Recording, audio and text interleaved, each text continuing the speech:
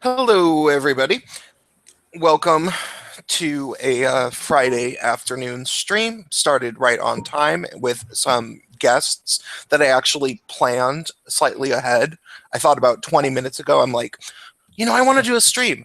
And I'm not going to just start it and then see if people come on. I'm going to actually specifically invite people. And I made a list of people that I kept in a notes that I'm like, these are people that I've enjoyed streaming with in the past, and I ended up sending invites out and have a few people. So say hi, everybody. Hi, everyone.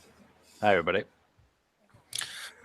So yeah, I was wanting just to talk about the prolonged violence coming from the left, just in general, because it's obviously a subject that's been beaten to death.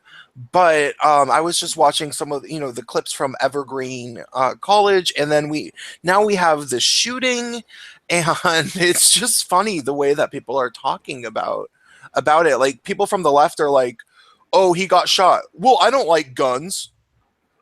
Yeah. The gun control thing is pretty standard protocol for whenever somebody gets shot, regardless of why. But yeah, Evergreen though, I sort of backed off of the Evergreen thing, or I haven't really been paying attention. But the last thing I heard, they were patrolling the schools with baseball bats. Yeah, there was Tumblr Negan.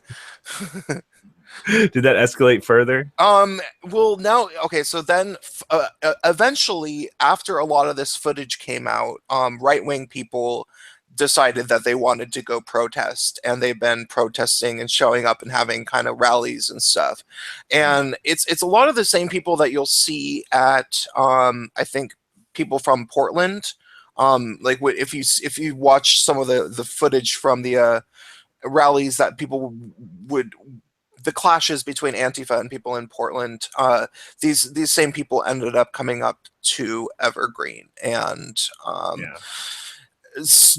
and people, I live in Washington State, and I know Washington State anarchists. They're just delusional, like they don't know anything about anything. This is the kind of people they are. So yeah, right. Jesus. But what do you guys think about the shooting? Like, do you think that we're going to see more of this kind of thing? Because it's like, people can't even admit that like I hate to agree with Paul Joseph Watson. Did you guys see his video about it? No, I haven't watched him in a while. No, I've not seen that. Okay, so Paul Joseph Watson has this video about it's only about 4 or 5 minutes long, but the basic gist of it is that the leftist media has blood on its hands now. They have been encouraging this type of stuff, and then this guy who shot the shooter, like they went through his Facebook feed, and he loves Rachel Maddow. He loves like all of the. Which shooter are we talking about? Because I heard this is the one that was like a big supporter of Bernie Sanders. Yeah. Well, okay, so there was the guy who stabbed the people on the bus, who was a supporter of Sanders, and then this guy who shot the senator, Scalise. He was, I think he was a big supporter of Bernie Sanders, but he also he was a fan of all sorts of mainstream media leftist journalists. Like it was like and it's so ridiculous because these people are, they basically encourage violence, like the punch a Nazi thing. They're like, oh yeah, totally. Yeah. And it's calling Trump a fascist, saying that the administration is literally Nazis, all this stuff, and then someone gets shot and they're like, well, gun control. And well, I don't know, man. You convince yourself that you are fighting this grand evil, rather than just a political opponent. You're fighting this fucking huge, massive, like world-ending kind of person. I mean, with the whole global warming, the Paris Accord thing. You watch the way people reacted to that. They were literally saying that Trump just ended the fucking world. Like that's what they're accusing him of now? Destroying the planet. So when you create a villain for yourself that is so fucking mammoth of a villain that he's literally destroying the planet, you're gonna see violence on that side. Because if all of that were actually true, violence would be justified. If he was literally destroying the planet. So I mean, that's what they've done. They've created this huge villain, and of course there's going to be fucking crazies, you know, on any side when you do that, who are going to kill people. Oh, I just got a super chat from Point Curation. Hey Prince, I really liked your rainbow video. Thanks for putting out content consistently and continuing to develop your ideas. Wish you well. Thanks, dude. Very kind of you to say. So the hyperbole of the Trump administration's supposed evils, it's really ridiculous. And in a lot of ways, I blame social media, but I don't blame social media itself. I blame the fact that social media has been used, over the past 4 years, ever since Obama legalized the usage of propaganda on the masses in 2012, the Democratic Party clearly came up with a gigantic propaganda campaign, which was, I think they sort of started with Black Lives Matter, and then it kind of veered towards feminism. And this was perfectly legal. Like you've heard me, to the point where you make fun of me, talk about, the conspiracy of fourth wave feminism being a government. Oh, hold on one second. You know what? Someone's knocking on my door, and all right. I don't know who it might be. It might be important, so I'm gonna have to hold. Jesus, I'm a horrible. My mic working? Now it is. Hey, wasn't before. Were you actually trying to talk? Yeah, I was. Oh yeah, we do. We didn't hear you. I was about to make a comment on how you weren't talking at all. Yeah, I was talking, and I kept getting I kept getting kind of like annoyed because no one was listening to me, and that was why. That's because you're a woman. Yeah. That's because I'm a woman and that patriarchy. Yeah. Totally. Yeah. Well, don't play it back because we totally heard you. Yeah. Pushing you down. Yeah. How you been? I haven't talked to you in a while. I'm currently doing a summer session for a class that requires like 10 interviews with 10 different people on 3 different subjects, and I have to do them all in 1 week. What? Yeah. I have to figure out who to interview about what, and I have to figure it all out. And you have to figure out 10 interviews in 1 week? Yeah. It's terrible. Random people on the street. Oh, that was annoying. I had a FedEx package for my roommate, but I'm glad that I was able to get it. So I also got another $5 super chat. Acting like a bunch of violent lunatics will for sure get everybody on our side. The far left, says Daka. Yes, it's absolutely how they seem to behave. I was in the middle of saying just about the propaganda campaign, coming from, I really do think it came from the Democratic Party, and they haven't entirely let up. It's like once they paid a bunch of people to be propagandists, those people will still work as propagandists, even if it's not coming, directly from the actual government, So like Soros can pay fucking blogs and Antifa and whatever. And I've been wanting to make a video about something that I would call social media paranoia disorder, where people can't, people who haven't been red pilled and they don't know that like most of what you hear from leftist sources is just dishonest. Like and they let this stuff get under their skin and yeah. So does that make sense? Social media paranoia disorder? Yeah, but I think, like I said, I think that exists no matter what side you're on.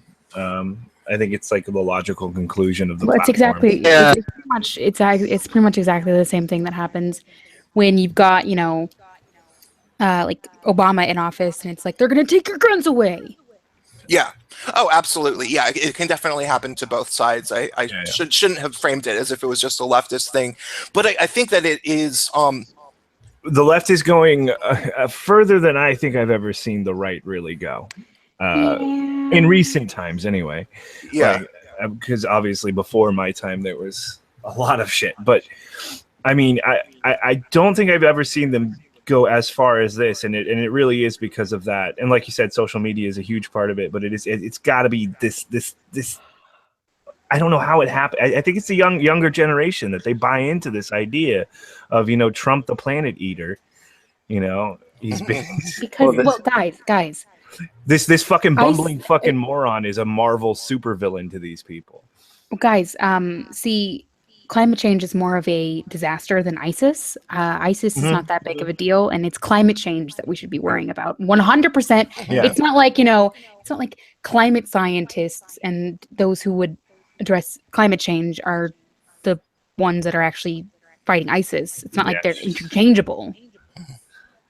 The Paris Accord reaction to me was the funniest thing and saddest thing on Twitter. I think the thing about social media is that it can propagate ideas so quickly that we just can't keep up, and I think that's why there's been such a quick sort of slide to the left, especially among the younger folk, because they're not smart enough to know any better either. Well, say something. Sorry. Well, I think it's also because, our legacy media is also propagating the fact that there is a clear enemy out there. We have to do everything in our power to stop him.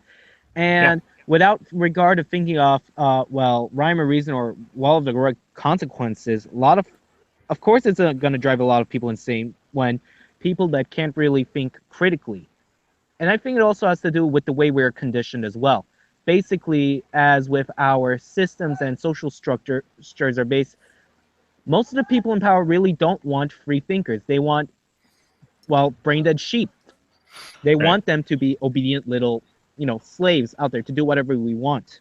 Yeah. Mm-hmm. And I think part of the propaganda campaign, when it became legal to push propaganda on the American people, one of the big things that they did was do it in universities. And the feminist departments were there and the Marxism stuff was there, but I really, really, really think that there was a very concerted effort around 2012, 2013 especially, to stop teaching kids about economics, stop teaching kids about corporations, and then instead teach them about fucking patriarchy and shit, which is just... Well, I mean, that concerted effort, you boil it down to 2012, but there's always been an element of that, and that's been growing since probably post-civil rights. Yeah. Or at least, I mean, if you want to trace back like the actual intersectionality and all that, you're going to be looking at like late 60s. Yeah, it's been growing since the baby boomers took over the universities.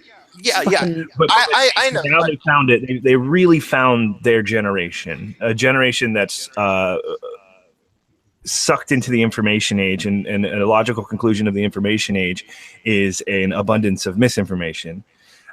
So they've got the dumbest generation in the history of America, basically, and they're able to sink their teeth into these guys. These guys bought it. They tried it in the 90s in a big way.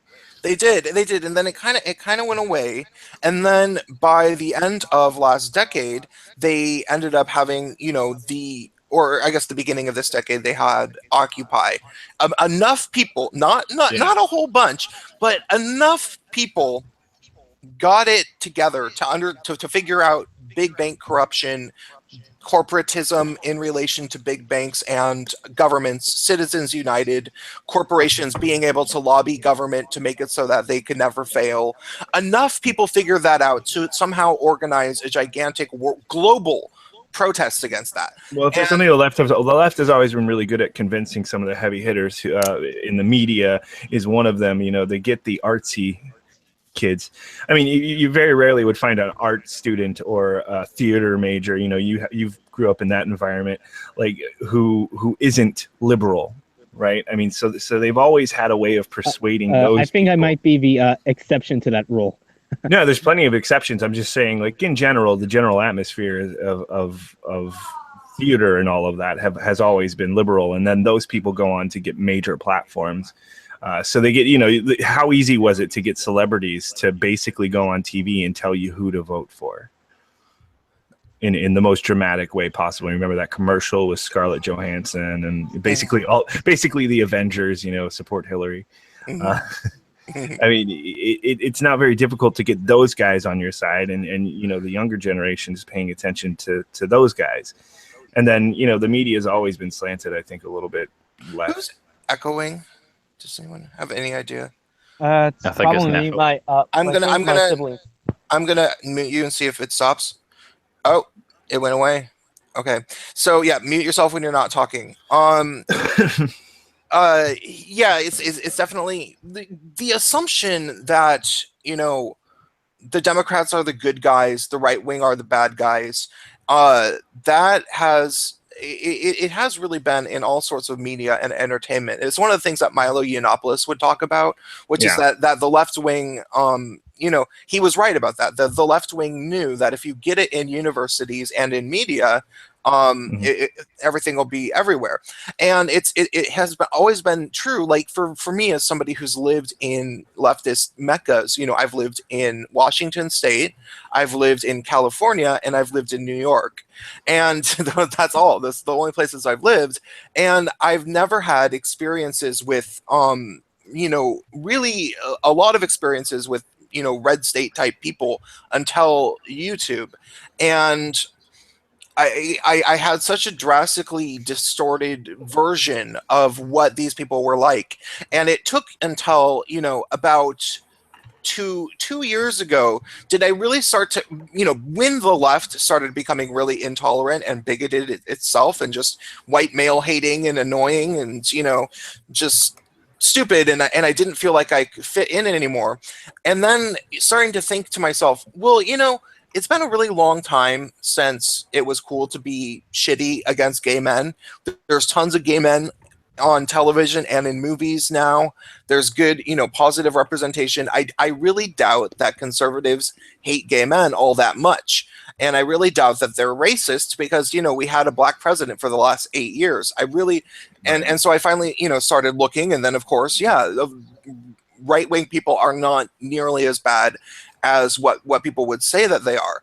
But, but I had to actively search, and I have tried very hard to share my findings with left-wing people when they will actually listen. But they pride themselves on not listening. I really resonated with that message when I was younger because my father was so conservative, and being a young person, with conservative parents, I immediately wanted to do the opposite of what they were doing.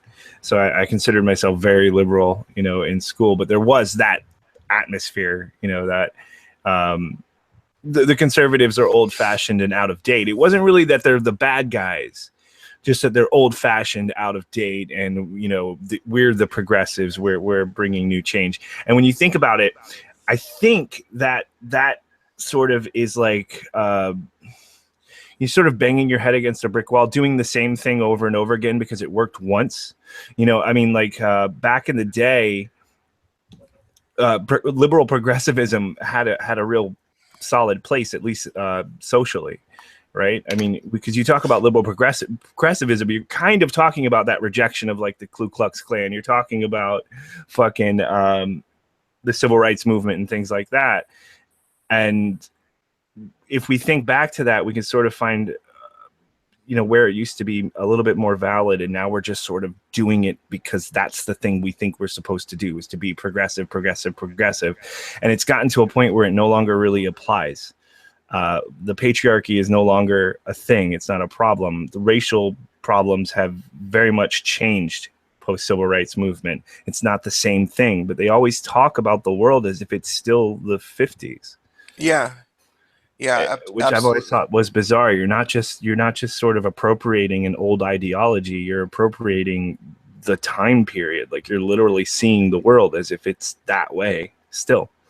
Well, this generation don't have anything to kick back against, so I think it's almost... That's another thing, complacency and boredom. We got to find problems. We got to be angry.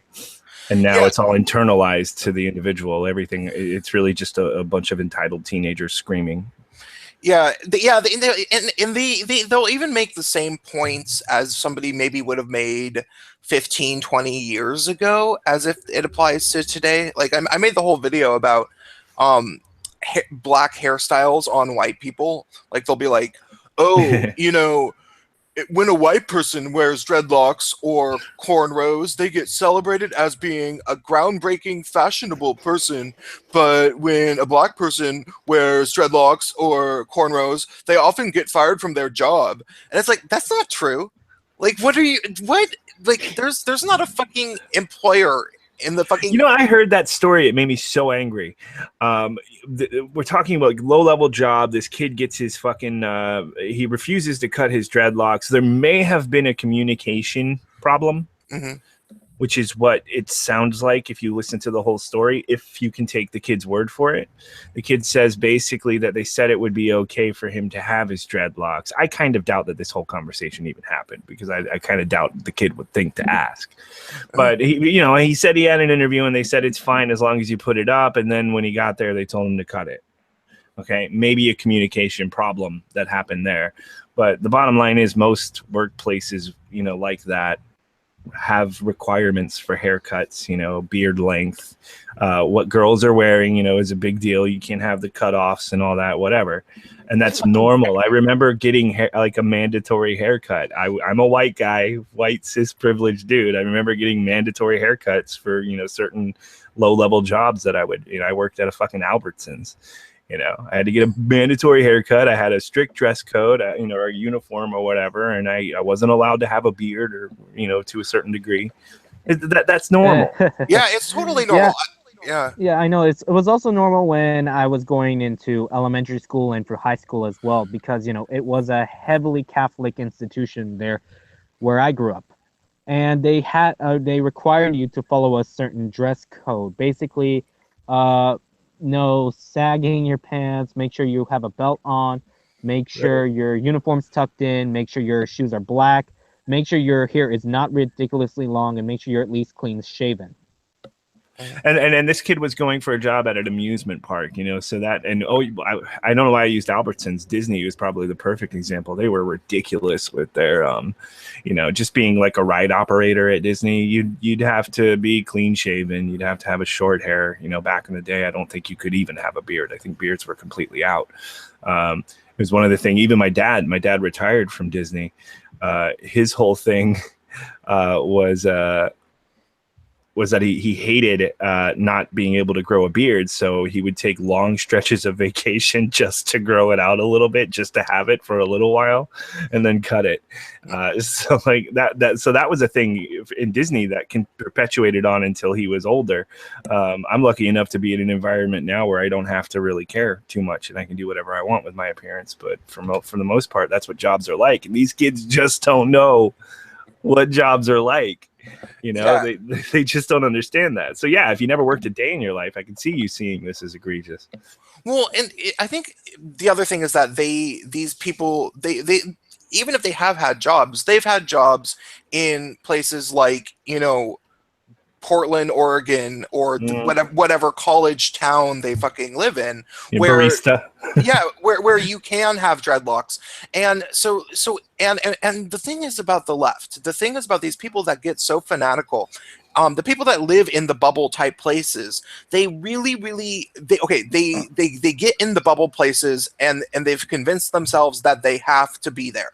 They've convinced themselves that the rest of the world is really, really awful, and that, like all the rest of America is just a bunch of Ku Klux Klan members with guns and blah blah blah. They're all racist, they're all homophobes, they're all transphobes, they're all patriarchy, they're all, and they have to stay in the and that's why rent in places like San Francisco and even Portland used to be relatively cheap, but it's going way the fuck up. Seattle and Austin, Texas, every place.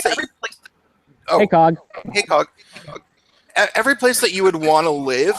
Okay, somebody is roboting. I think it's Cog. I'm going to mute you. Yeah, it was Cog. So every place that these liberal people would want to live, the rent has become obscene. Like, you can't in Seattle, Washington, for example, you can't get a 1-bedroom apartment for less than probably $1,500 a month, maybe more like 2,000.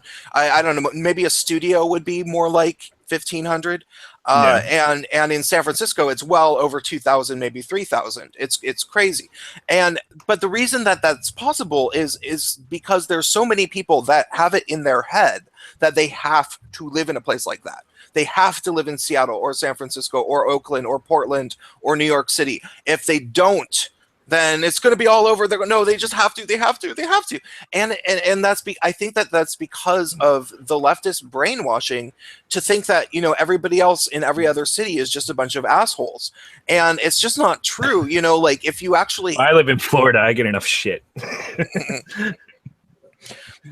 But like if you talk to people from other places, they're not necessarily that bad. It's not really, a lot of it is just this weird conditioning where people believe that everywhere outside of these bubbles sucks. Everywhere is unlivable. Everybody's completely intolerant. They're all racist. Yeah. They're all homophobic, and it's like that's just and it's like it's people. Yeah, like listening to Steve Shives talk about poor people and the representation. I'm thinking of like that Dukes of Hazzard romanticizing the South kind of thing, and it's kind of funny because because of course Dukes of Hazzard definitely romanticizes the South. That's a TV show. It's a comedy TV show from the 70s, whatever.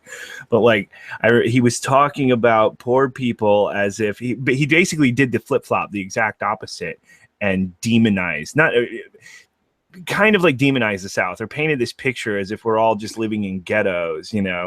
Poor people in the South are just, they can't do anything. They're just suffering, in like this Hades like scenario. It's weird to hear people like that talk about lower income people in the South. They just don't have a connection to reality. Yeah, I think it's also because most of the time, I guess throughout, it started to grow around the 50s and 60s, that a lot of it has to do with the way the media portrays everything around them, around the boomer era. But again, when it comes to the foundations of, with Marxism in general, goes back up to 100 years. And with the very idea, this idea of the unknown enemy, that there is this clear, as I said before, this clear invisible enemy that we need to face, we need to destroy. And that's sort of what motivates them. But in all honesty, that it deals more with about the psychological imbalances of the people who want to perpetuate the attacks. And it also has to do with much more how ideas are spread and ideas are being controlled.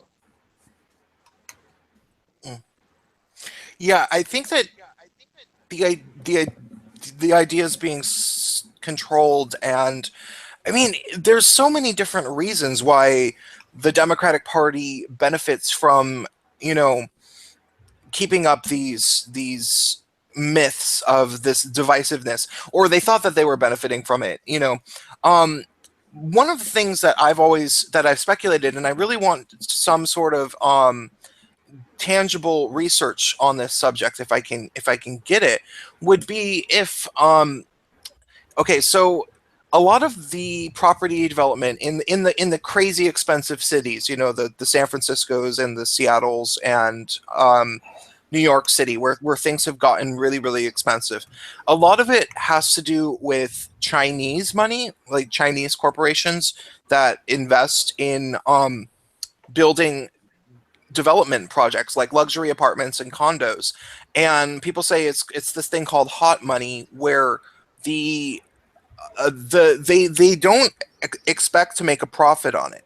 They're really just building to build it, and it's a way for the Chinese corporations to hide their money, because they don't have to pay taxes in China if they have their money invested overseas. So it's kind of like a little bank account, but it's a condominium, and they have them fucking everywhere. If you go to places like San Francisco and New York City, Seattle, and Portland, Oregon, Chicago, Austin, and Vancouver, Canada.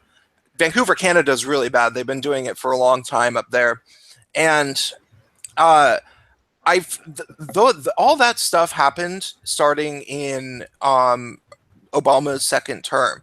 So I almost feel like the federal government had something to do with it. Like they started allowing it because we're in such debt to China. They're like, okay, fine, you can just start buying all of our cities. And in order for any of that to like make any sense, people have to be brainwashed into thinking that they have to live in those cities, even though the rent has become so obscene. Do you see what I'm saying? Does that make sense? Yeah, it does. I think it also has to do because in larger cities, people are a lot easier to gain higher taxes and easier to control as well.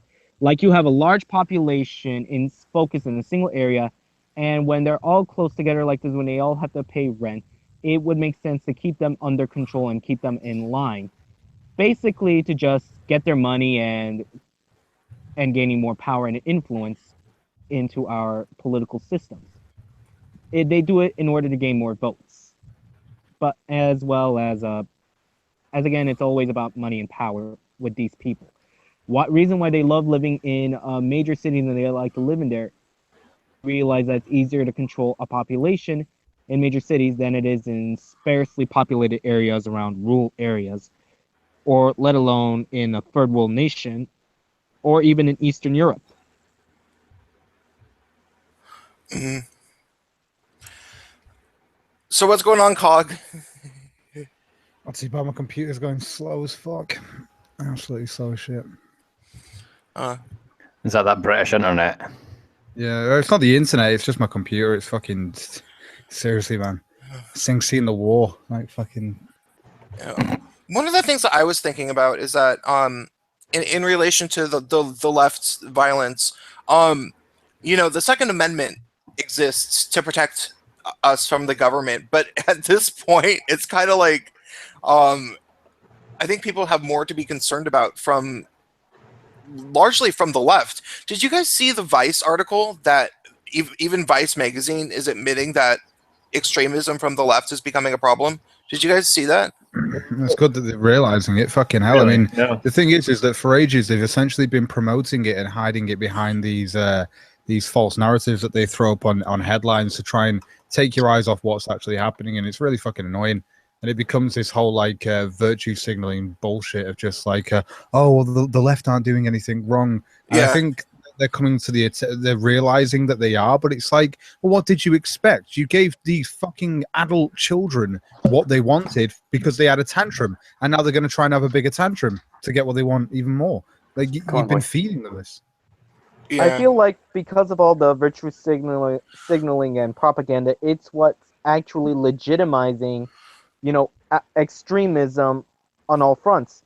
And basically, it's not as bad as to the left's extent, but it is. You notice that far right or nationalist groups or even populist groups, their numbers are growing in reaction to how the left is pretty much being devolved into, based on the media narratives and through propaganda, manipulation, and of course subverting the masses as well. And it's very easy subverting people at a very young age. Oh, by the way, I got a super chat from Biggest Mikey. Says that pisses me Mikey. off. Mikey says, pisses me off to see young black kids today feel entitled to the suffering of our ancestors as societal currency. Great stream, gang. Thanks. Sorry, I didn't see that until now. Okay. It's one of those things though. It's like I say, it's almost like this has been nurtured though. Like it continues to this day. It's like, well, when the biggest attacks or stuff happen, they try and avoid what's actually going on. Like try and call out Islamic terrorism for what it is. Just try it. Well, I had a video demonetized. I made a video about the year anniversary of the Orlando shooting, and and I was like, yeah, it's a shame that this was politicized. That I said R.I.P. to the victims. It's a shame that your deaths were politicized by everybody on the right and the left. But you have to keep in mind why that happened. It's because your shooter wanted it that way. It was an inherently political act, and they demonetized it How's it going, guys? Yeah. Hey. Yeah, they're going to demonetize that. Yeah. Absolutely. Another thing that's really or they're trying to sweep it under the rug. The mainstream media is the recent attack that happened at the Republican GOP ball game practice. Yeah. Where a Bernie supporter took what? Okay. Everything to the media is an AR-15. What I'm holding in my picture right there, actual Are they still doing that? Yeah. The early reports. Oh, it's an AR-15. Then it turned into a shotgun. And then it magically morphed into an AK-47. Really, when it came down to it, it was an SKS, an old Russian military. And I mean, and what they don't want to admit is that it was a socialist Bernie supporter that went on the rampage. I think they admitted that. I think They have. I've actually been watching CNN randomly, and they've at least talked about what it was. Like, they've admitted. Can I ask? By any chance, was it the guns that there was a problem, or the toxic masculinity? Was it a white male?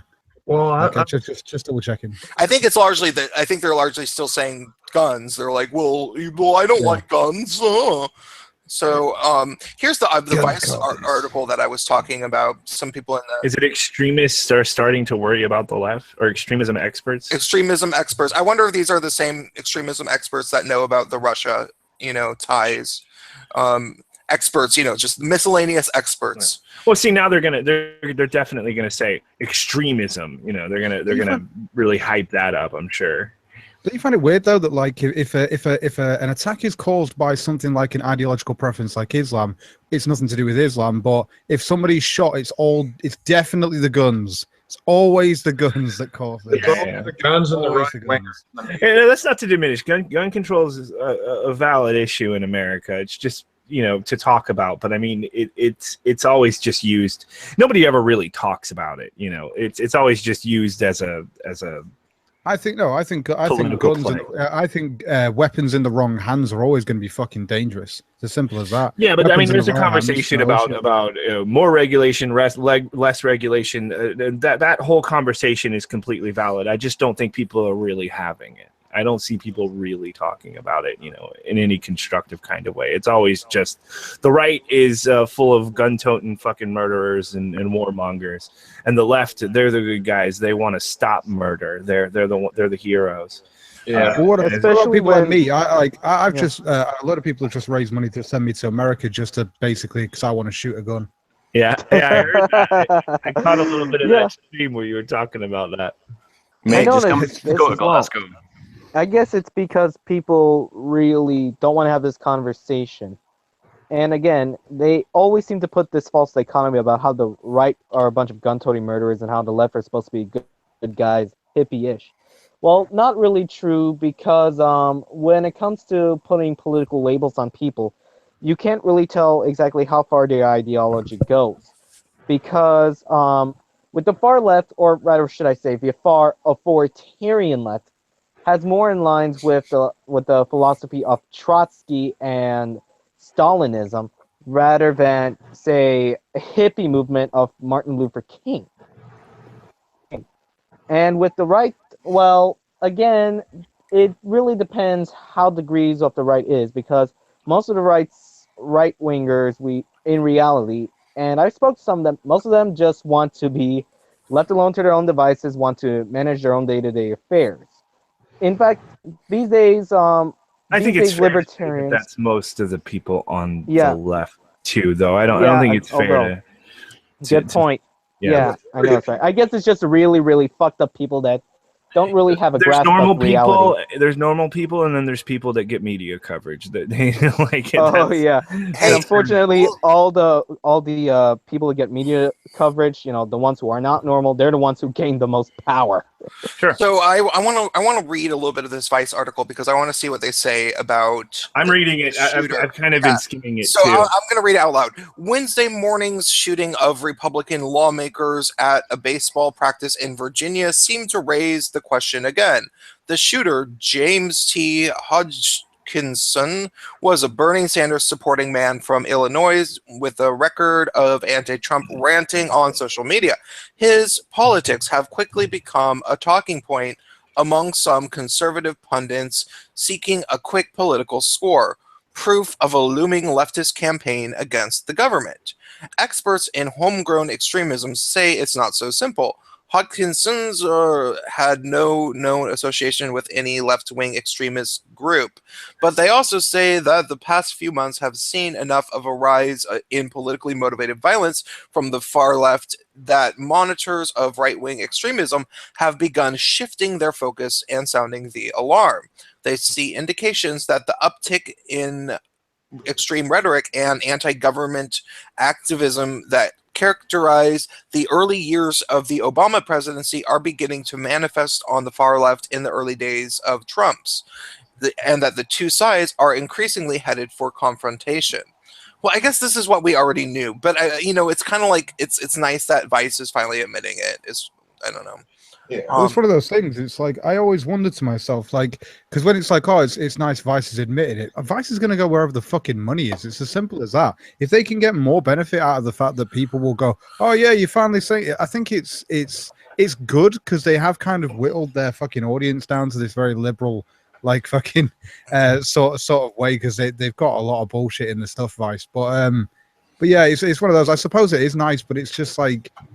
I think you're going to see a change. I think in the mainstream media. I personally do think there's going to be a change in the mainstream media where they appeal to the other side. Well, I don't think they'll ever really fully appeal to the other side. But what they'll do is they'll essentially what this is kind of doing that they'll kind of distance themselves from it. This isn't our left, you know what I mean? And they'll exactly. How okay? This isn't my Islam. No, we only completely played a huge. Vice is one of the biggest perpetrators of this attitude, but yeah, they'll completely reject, and they always reject it. You know, they have no integrity. This paragraph though is quite funny. The evidence is so far largely anecdotal.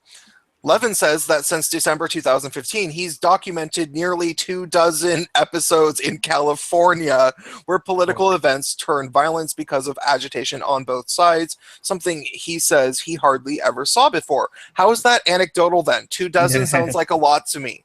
Like, I mean, I guess they happened, and you could tell a story. Well, that's the whole point of being anecdotal. Yeah.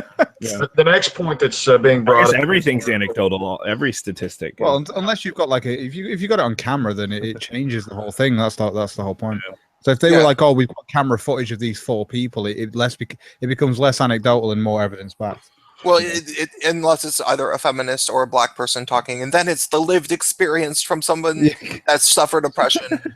Well, the next little bit that's coming up in this very same paragraph, the Redneck Revolt, I've actually seen the video of their little gun club shoot.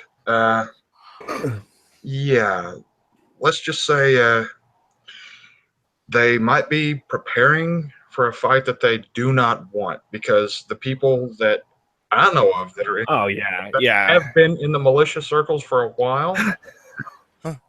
Yeah. I hope it doesn't happen. I just want to say right now. Yeah, it's like no. We've been saying this for a while. Yeah, we started. We've all been saying this. It's like you guys. It's not like Duck Hunt to shoot a gun. Like it's. You're gonna find that all of this gun control stuff that you were talking about is gonna actually come into play here in a minute. Like you got to be careful. These people know how to shoot. Well, it's not only knowing how to shoot; it's knowing small unit tactics, and you got to remember.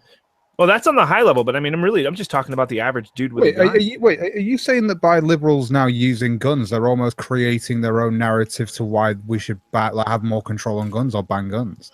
Hey, if they were smarter, maybe that would be their motivation. Yeah, I but I think guess they it's just want to because, kill fascists. yeah, as long as they're apparently black, they're they not going to don't- get they- blamed, are they? Though. So. Yeah, Well, apparently they come only on. like gun control when it's not being used on them. Yeah. Right. That's Yeah, what they never thought about this idea that they would actually want guns for some reason, and now So, they're like what are we terrified. What are we talking about now? well, Just the left didn't being violent and stupid. I was talking to this guy on Facebook that was a friend of a friend, and he was some black guy, and he was just talking about it was I think we were talking about the Evergreen situation because the friend whose timeline that we were talking on lives in Olympia, Washington, and this black guy was like, I don't remember how we got down this road exactly, but he basically was talking about wanting a race war. And and he was like, and because he was like, oh, I'm not scared of those, blah blah blah, and I'm like, okay, you can pick a fight with the right wing, and everybody who doesn't want, you don't know who's going to be on your side if you start this like racially motivated war, but I can tell you that even if it's just a small percentage of the right wing that comes to fight you, they're going to have a bunch of guns. Well, I mean that's. And- I mean, you're starting to. Well, the left isn't going to stay on that side either. It's really going to be a small minority versus the rest of the world, who even major proponents of the left, like people who write for Vice. People who write for Vice are going to be like, "Oh no, I'm not helping you." yeah, totally. No, and like, okay, here, let me finish the story though, because it's kind of funny what he said. So I was like, yeah, well, you can pick that fight, and he was like, oh, what are you saying? You're going to shoot me? And I'm like. He's like, are you saying you're going to shoot me? Well, you better shoot straight. And I was like, whoa, I'm not fucking talking. I don't own guns. I'm not even right wing. But there's some people who do own guns, and this is not a fight that you can win. And he seriously said that I'm not worried about losing. Winning is my birthright. and so to that, oh well, if that's no, and so to, if no, that's the way you think, and so to that Gotcha. I said, we was kangs. yeah, we was and winning as a birthright. Yeah. Winning as a birth. That's interesting. It was crazy. I think it was like, okay, and this is a whole other topic, which not other topic, it's very related, but this is something that I've wanted to make a video about, and maybe I should still, which is this idea of the black male, especially in America, that thinks that every white person in all of America is just a pussy, and that all they have to do is fight the whiteys and they'll win because white guys are all scared of them anyway, because the only time they ever encounter white guys is in black neighborhoods where white guys are scared of black guys. But it's like or in hyper politically correct environments in which they are still kind of scared in a different way. I'm still sorry. I'm slightly confused by this whole birthright thing. So one second, guys. Right, white privilege is a thing. White privilege is a thing, but black people have a winning birthright. Yeah, no, I think it's the we was kangs thing. Like, no, I think he thinks. I don't even think it's that far. I think it's just a stupid person. But, winning can't be a birthright. It's a thing you either do or you don't. And if you want to take up arms against all the white people in America, you're gonna lose. It's just sheer numbers. Well, I mean, it's not even just like you were saying, like Prince was saying earlier. You don't know who is gonna be on your quote unquote your side. If this race war happens, because I'm starting to see it here, because I don't know if you guys heard about the Philando Castile thing today. Like, you're already fucking saying that there's a crack between quote unquote POCs, because I've seen the fucking craziest shit coming out on Facebook about this from the Black Lives Matter thing. It's wait, what are you talking about exactly? The Philando Castile verdict today, because Yanez is a Hispanic cop who is not a quote unquote white Hispanic, but a Hispanic cop. Can we look that up? Yeah, go look at her. Philando Castile. Philando. Oh, okay. So, which regressive outlet should we read? CNN, choose, man. CNN, New York Times, or NBC? Fake news. Go for fake news. Come on, man. Fake Okay. news. Well, the crazy thing is though, this was actually this. There was a pretty good chance of this going that this cop was going to go to jail. The problem was for 3 fucking days they kept coming back with a deadlock because they couldn't come with a verdict. Come on, guys. You've got to say, how beautiful is the world now that when you say fake news, you think of CNN? How good is that? Look at his name. Look at his name. You couldn't even confuse this. Little backstory: when this first broke a year ago, they were reporting on this as a white cop. Oh, sorry. Wait a minute. I remember this one. This is the one where that woman filmed it, didn't she? As he died in the car, This is this is one of the cases, one of the few cases that they bring up that was actually. I still remember this. This guy was told to. I think when the car. I think he went in his pocket. Did he? Where that would be when the officer had his gun drawn. And he went in the glove compartment. Yeah. Oh, that was it. Yeah.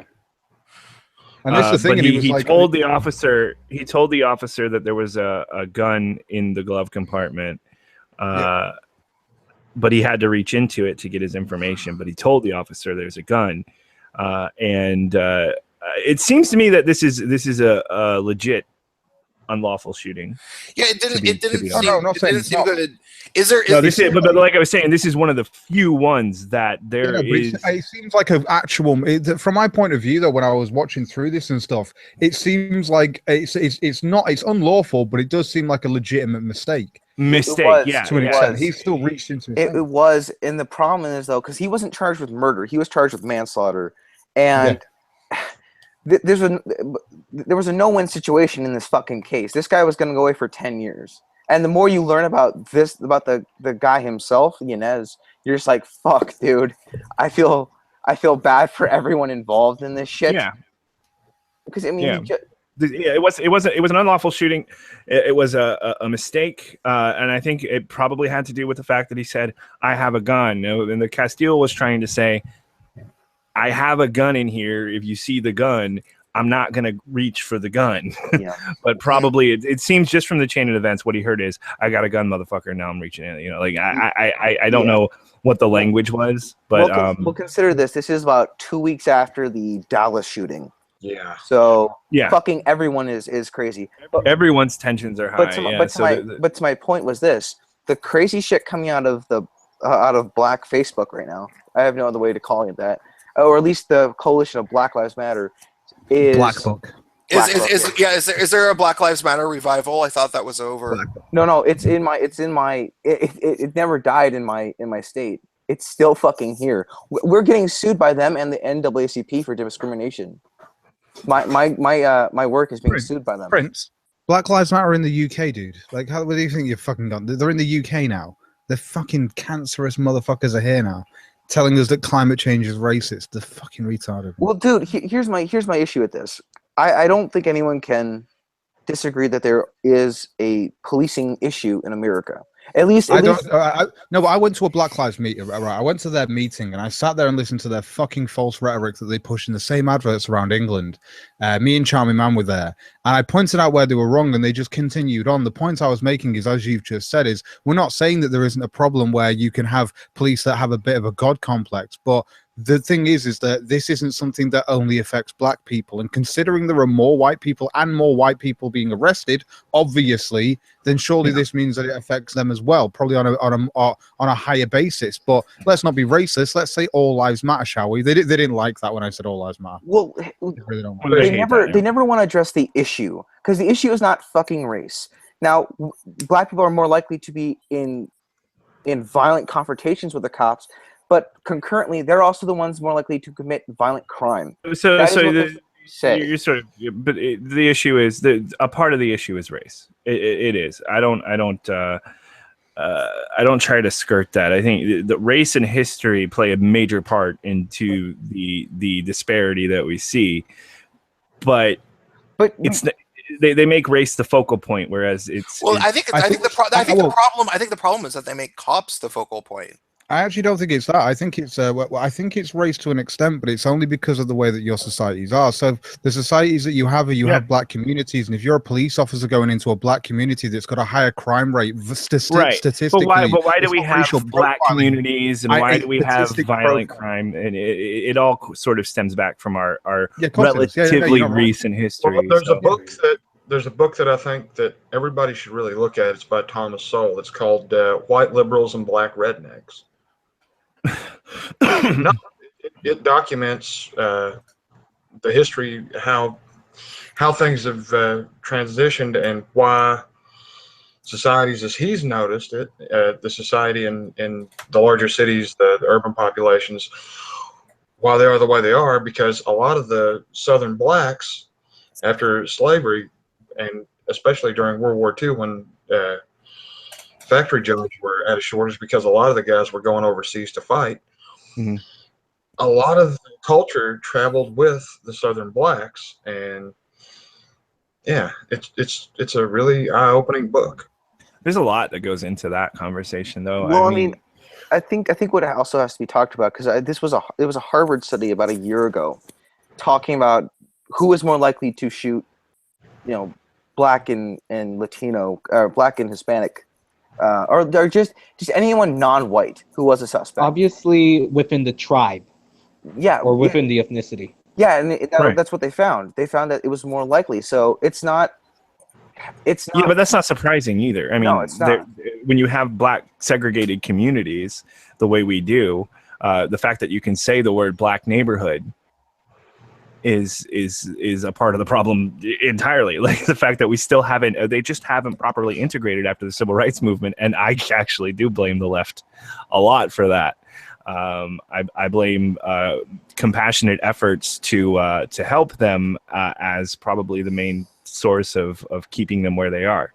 They haven't progressed as much as they should have at this point, and a lot of that has to do with policies put in place after segregation was abolished. And the strangulated and layers of bureaucracy followed by central planning when it comes to creating urban environments in these neighborhoods. Yeah, well, I mean, that's a good angle too. All you have to do is look at the other minority groups that are in America and ask and see how well they're doing. Just in general, Asians are. That's unequivocal. Yeah, that's unequivocal.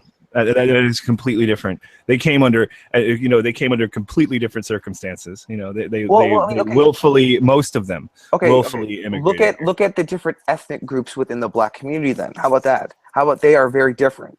How about native blacks that came here a couple generations back? Blacks. Native. you know what I'm saying, though, right? Yeah, and blacks who migrated from other. Yeah, blacks from Senegal and stuff. They come here, and if you look, and I had to find this again, but it was the Bureau of Labor Statistics that showed that when it really comes down to it, it's not race, but it's culture that kind of lines how this stuff goes. Yeah, but unfortunately, you can't. You call them the Native Americans, the most blacks. Native, the closest to native blacks. It's the culture is informed by the race, unfortunately, because race was the center point of why they were here and their oppression and all of that. All of the history, the nasty history that they dig up and pretend never stopped or never changed. All of that history really ties into the culture. Like these two things aren't separate, unfortunately, and it does have to do with the history. Well, do you think that they should become separate, or it would be nice, but I don't think it's possible now. Except for maybe in long term. But like I said, the policies that were put in place post civil rights movement that were altruistic, they were not malicious. I don't believe. I like to take an optimistic standpoint and say that they were genuine attempts to help integration. Those have actually sort of served the opposite effect. And have held them down. So this idea of making the culture separate from the race, I mean, well, we haven't even begun that process. We've sort of dug it down deeper, I think. Well, yeah. And whenever you find somebody that doesn't fit within that within the stereotype, like take Ben Carson, for example. Whenever people brought him out, what do they fucking call him? House nigga. Every fucking time. But you can't say house nigga on HBO. But the way we talk about these shootings, right? The way we talk about all of this is just this singular prism of race. Even though in this case, and in a lot of cases, like fucking pick any case in Chicago, it's not some fucking cracker cop rolling the fuck around, wasting motherfuckers. That's not what's happening. Right. They sort of portray it as if it's just a genocide. Yeah, it's In not sophisticated. actuality, it's probably just a gang member, or as quoting Huey Freeman from Boondocks, a nigga moment. Well, yeah, I mean, look, the issue I have here is that whatever group you're belonging to, you're not honest. I've met honest cops that want reform, and yes, cop reform is necessary, but community reform is much more necessary because cops are tailor-made to the community that they police. Yeah. That is what it is. That's the reason that you know how many police shootings we've had here in Minnesota in my lifetime? 2. We've had 2 in my lifetime. Just 2. Even that ended in death in all of Minnesota. Yeah. In Minneapolis, I should say. Oh. In Minnesota, okay. In the city of Minneapolis, there have been 2 police shootings. I kind of don't believe that. I'll look it up. But it was very. I know the last major police shooting that we've had. At least in Minneapolis. I've been to Minneapolis. It's a very tame city. I still don't believe 2 in his lifetime. How old are you? 22. 10. Okay, so I don't know. I just you might be right. I have a. There's funny moments when people think I think maybe people 2 big publicized ones. I swear to God, every city has some sort of team of propagandists that like spread false statistics about. Like, remember Ed when you thought that Orlando was like the 3rd biggest city in the U.S. and it turned out it had something to do with. I don't know. I think it had like the biggest interstate or something. Yeah, it was like the biggest highway or something. Yeah. I said though, that ties back into it's the problem of the information age. Yeah, one of the other things that one of the other things that happens. Hold on, look, one of the other things that happens all the time. If you're gay, you would know this, but no, I don't think anybody in here is. But one of the things that they do is depends on who you ask. One of the things that is said, every city seems to think that they have the 2nd biggest per capita gay population after San Francisco. You talk to people from New York, you talk to people from LA, you talk to people from fucking Portland, you talk to people from Austin, you talk to people, every fucking Fort Lauderdale, every city thinks that they have the 2nd biggest after San Francisco. It's really weird. So Melissa Carley just gave me $10. Prince, the violence from the left is unprecedented between Antifa and the would-be assassin of Scalise. I'm fucking done with the left. Fuck them. Okay, sorry. I was going to say, I think it's something that all you Americans do. I mean, me coming to America, apparently every fucking state does the best barbecued meat. Every state does the best chili. Yeah, well, fuck every state does the best, and then every state's got the best beer and like fucking seriously, and the best moonshine. We're very proud. I think we're known for our excessive pride, even when unwarranted. Yeah, we ignore the education statistics and all that. We don't. You know what? In a weird way, you're just a bigger version of the UK, though, where like it's just like you look at other states and you can get along with them, but at the same time you're still not as good as us, though. So fuck you. We look like Liverpool. I can get along with it. I can get along with like Birmingham and stuff, but you're still not as good as Manchester. So fuck you. Yeah, I mean, you can imagine the conversations I have to have with Kristen over Texan versus Floridian all the time, and I know like, Texas over Florida every day. Y'all can say what you want. Yeah, I know, but I know that's probably true, but I don't care. She's in Florida now. Florida wins. I'd say Texas over Florida. Still wins in the bourbon area because you don't know shit, Cog. One of the things that's really weird is that Seattle. They got the best smoked meat. All right, since 1995, the police have only killed 151 people. Okay, so that's not 2 shootings, is it? No, my bad. My bad, people. You can't. What I'm curious is where you got that from. I think it's because they're huge publicized. Yeah, they were huge publicized. What if I said to you that there's been less than 100 killings by police in the UK in the last 27 years? I'd say your police aren't doing their fucking job. Yeah, well, obviously, but no, I would say, I hate when people compare, European police to American police because they're 2 different theaters of action. Oh yeah. Yeah. What you're dealing with here is, let's be honest, Americans are assholes in general, and we have like we were talking about. There is a racial component to what we do, and a lot of it's just because it's such a giant clusterfuck, and we're always adding someone else to the mix. I think another issue is that we have the gun situation. I'm pro Second Amendment, but there are a lot of unregistered guns out there that I'd like to see fined and reserialized at the very least. Good old Mexico helps us with that. Oh yeah, thanks. But no, but that's another issue. We have the immigration issue also features into our policing problems. I mean, it's a serious problem. And that because it just feeds into everything. But no, I do like to highlight the racial stuff in that context a lot, mainly because of the way our side sort of dismisses it outright.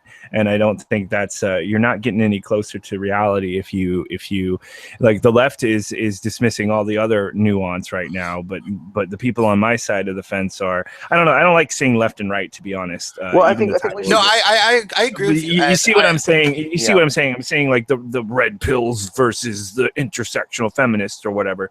The feminist side is and the political correct side, they're denying the racial or anything but the racial aspect, while our side, here's the racial aspect. We're coming up with all sorts of excuses when there is a place for that racial element, and it does benefit us to acknowledge that our history wasn't that long ago, that the 60s didn't end that long ago, and that this is a relatively new thing, and that you can look at the nuance and find some middle ground, which is very difficult to try to do, but they don't do it. And that it's not just the end. It's not just the result of the black family losing male parents.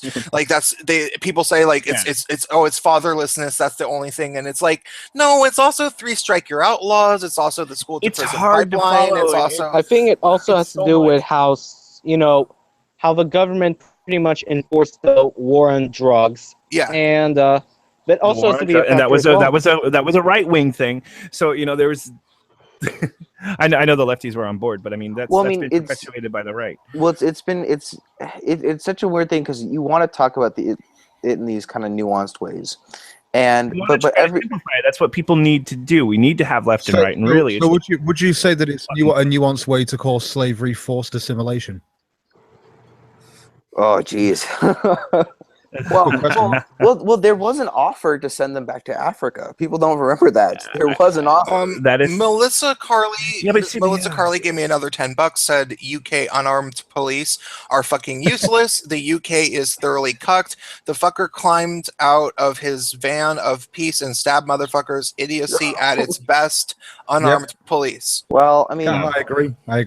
Well, the thing is, that we have. So I want to come and play. That's why I want to come to fair, guns don't help too much in that situation. I mean, they do help, obviously, but I mean, people still die in that situation. Nobody expects someone to go on a stabbing spree. Nobody expects the jihad. Yeah, nobody expects the jihad. No, the police don't do shit. There are plenty of opportunities. If you ever think about it, you could just think about all of the little opportunities you have to kill a whole lot of people without a gun. Well. And with a truck apiece. With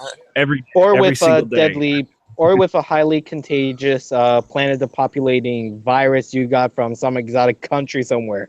No, that's too elaborate. I'm just talking about a steak knife. The last attack in London, it took 8 minutes for the police to respond. They were on the scene and sorting it out. That's quick here. Here's a question though. I want to, because Cognitive, you live in the UK. So what part of the UK do you live in? Manchester. Okay, you live well. My condolences for that. Yeah. Well, but so now I have a theory because there's been 2 major fires in London. Right. If there's a third one, are we saying that this might be an arsonist at this point? Because it's. I don't know. Well, you've got fucking Lily Allen on the fucking news going like, "Oh, it's the fucking government. The government are fucking doing it and shit." Oh, well, she doesn't want to get done. Have you not seen this? Have you not seen this? Lily fucking Allen. Are you saying that the UK government is trying to have a Reichstag? Oh, dudes, guys, do you want to see this? This is Lily Allen. You know Lily Allen. You must know Lily Allen. She's fucking Alfie. She's fucking Alfie Allen. So I always watch the big quiz show at the end of the year. All right. Check this, right? If you want to watch this, you should be able to. I've just I got sent this link today, and I was just like, hell. And I was like Do you getting out want the me bathroom. to Someone's trying screen share you? Present you? Yeah, if you want to, actually, I'll just screen share it. I should be Okay. able to do that. Sorry, I'm video editing at the same time. This will be fun. Right, okay. His brother in Game of Thrones. Alfie Allen.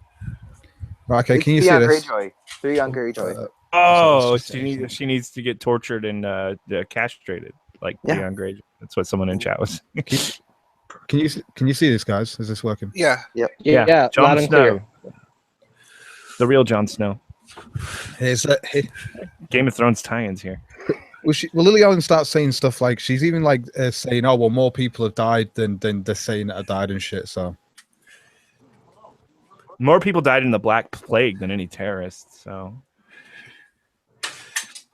Why do all you British fuckers look? Why do all the British fuckers reporters look like just melting candles? because they're all Jon he's Snow. been around. He's been around Never for seen- fucking You've years. only Jon- seen him. Jon Snow is supposed to look like a withering snowman. He's supposed to look like a withering snowman. That's the point of Jon Snow. Lily Allen is supposed to look like a little chav or a rich chav. That's the point. I'd fuck Lily Allen though. I'd fuck the shit out of her. Would you Yeah. really? God, she's I don't gone like down her. in my opinion. She's going down, yeah, but I'd still fuck She's her. gone down in my opinion. She looks like Yeah. she's become like doll mum, like the mum on benefits sort of thing look. Even though I know she's Weird rich. how that's- yeah. Why is that the progressive liberal projection to look more and more like a soccer mom in your 20s? Well, not gonna lie. I Not don't gonna know. lie. I would smash the hell out of that. And Whatever, I don't care. Yeah, We have and she's fair, crazy actually, too, and that really helps. You know what? I'll be honest with you, I probably would just to say that I'd fuck Lily Allen, then I'd fuck her off and just go, look, I've heard your music. I'm not fucking around with you. You just I walk off. wouldn't It's stick just so I around. could say I've done it. It's just so I could say I've done it. I've fucked Lily Allen. You know. I didn't Lily know who Allen? she was. Yeah, fucked her. Like I told you, I didn't know who she was until she did the It's a big conversation. quiz show. They have the thing in. It's hosted by Jimmy Carr. They do it every year, like the year in review, and it's like a big 2-hour quiz, but it's not really. It's Like let me throw this out comedy, there for whatever. you guys. Would you fuck the Queen just to say that you'd fuck the Queen? Yeah, No, yeah, No. I would. I have You higher wouldn't? standards. no. I'd Just fuck to the say queen you'd for fuck money. just to say you'd I'd fuck the fuck. queen to inherit her riches. Wait. No. Just to say that you'd fucked her. Just to say you'd had sex with her. Yes. No, it's not good enough. Can I ask? or when she was younger and more spry, like back in the 1930s and 40s. Yeah, I don't think I could go down on that. I don't think I'd be able to get hard. Okay. I I don't see think her I'd be younger. able to No. She's not that. No, hot. I would don't only even fuck think the I'd do it queen if I could get $10 million out of it. You then. $10 million? Why is that? Well, okay. 100 I'd do million. it for one. I will fuck the next queen, which will be Kate Middleton. I will. Oh fuck. Oh that. God. that Okay, makes sense. or Anyway, I don't before think this she gets- can get any amount of old that I wouldn't, to be honest. Yeah. Anyway, before this we get. Yeah, let's All right, go ahead, play it. Let's watch this shit. There's a. See, she's still hot. I'm sorry. I don't know. I can't hear her. Yeah, Cog, we can't hear her. You can't hear it. Fuck. No, Oh, are shit, you one even second, trying? Oh, She has the Andy shit. Warhol wig on. sorry, I don't guys. like the, yeah, I don't like the Warhol look. Yeah. I guess it's sort of people are always vying for androgyny. Sorry, guys. Let me get back to that.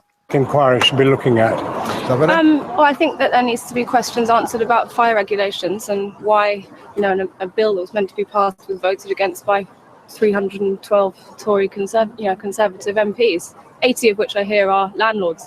There has to be a conflict of interest there. There has to be, but she doesn't actually want to insinuate that either, by the way, guys. She's going to mention that in a second. Yeah. There has to be, but she's not insinuating that. And that needs to be investigated. I think. You think basically the property involvement of MPs, particularly Conservative MPs, affects their judgment on what should be done?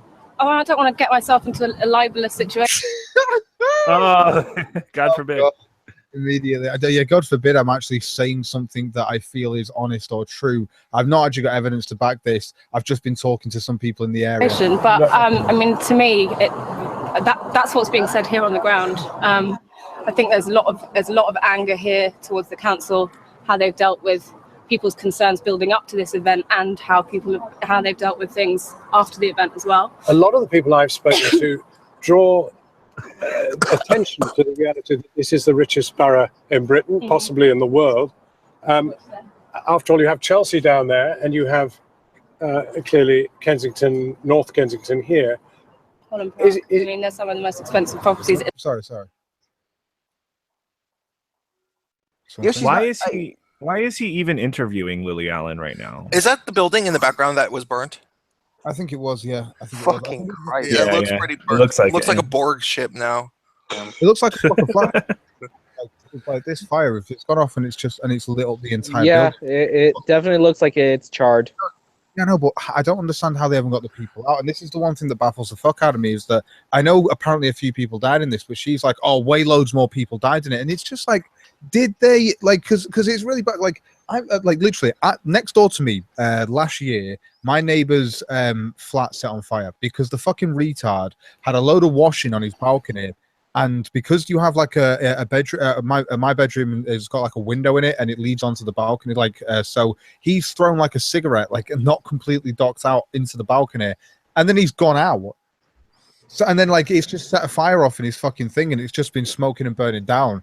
Like, and I was sat next door, and because it was a sunny day, I was just like, oh, someone's having a barbecue. Like, seriously, I didn't know, because the back garden leads out, and it's just like, and people used to have a barbecue down there. And then after a while, I was like, wait a minute, why is that? And I looked out my window, because I was just like, oh shit, fucking smoke billowing out there. So, and I went outside, managed to have enough time to call the fucking fire brigade.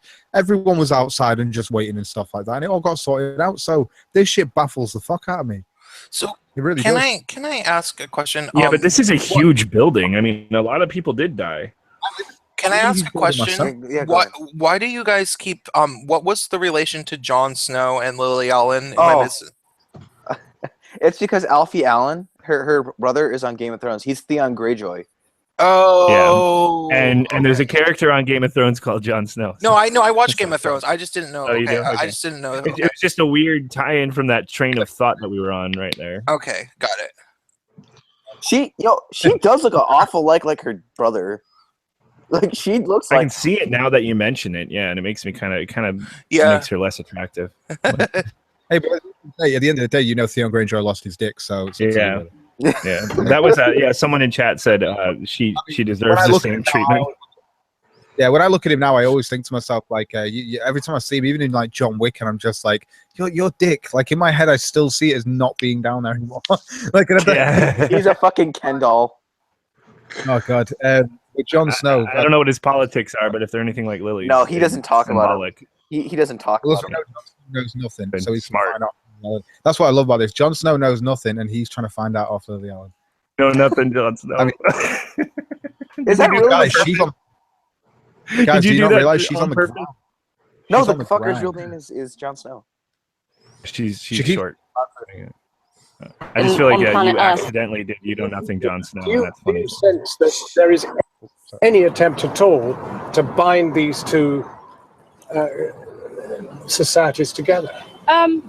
No, not really. I think that actually the council tends to try and drive people apart slightly here. I think. Right, this is the most contradictory thing that's about to happen, because just pay attention. So many community centres have been closed down. Pubs have been closed down and made into posh gastro pubs and how. Oh no, yeah. How dare you take away our pubs and then turn them into other places where people can eat and drink? Does she fucking even live in a council estate? Yeah. She lives in the most fucking expensive area of fucking London. That's where she lives. Yeah. They tore down a Burger King down here and they put up a stuff. Well, I mean, she's essentially like Lori Penny. Yeah. I live around the neighborhood between a Polish neighborhood and a Spanish-speaking neighborhood. It's mostly blue collar here in storefronts. Yay. Well, no. It's like, because she's one of those people that she'll like. I'm sure she'll still live within her chavvy little neighborhoods and stuff like that. I'm sure she will, but she lives in quite an expensive part of it's an expensive part of London, but it's like near to like a chavvy-ish area, if that makes sense.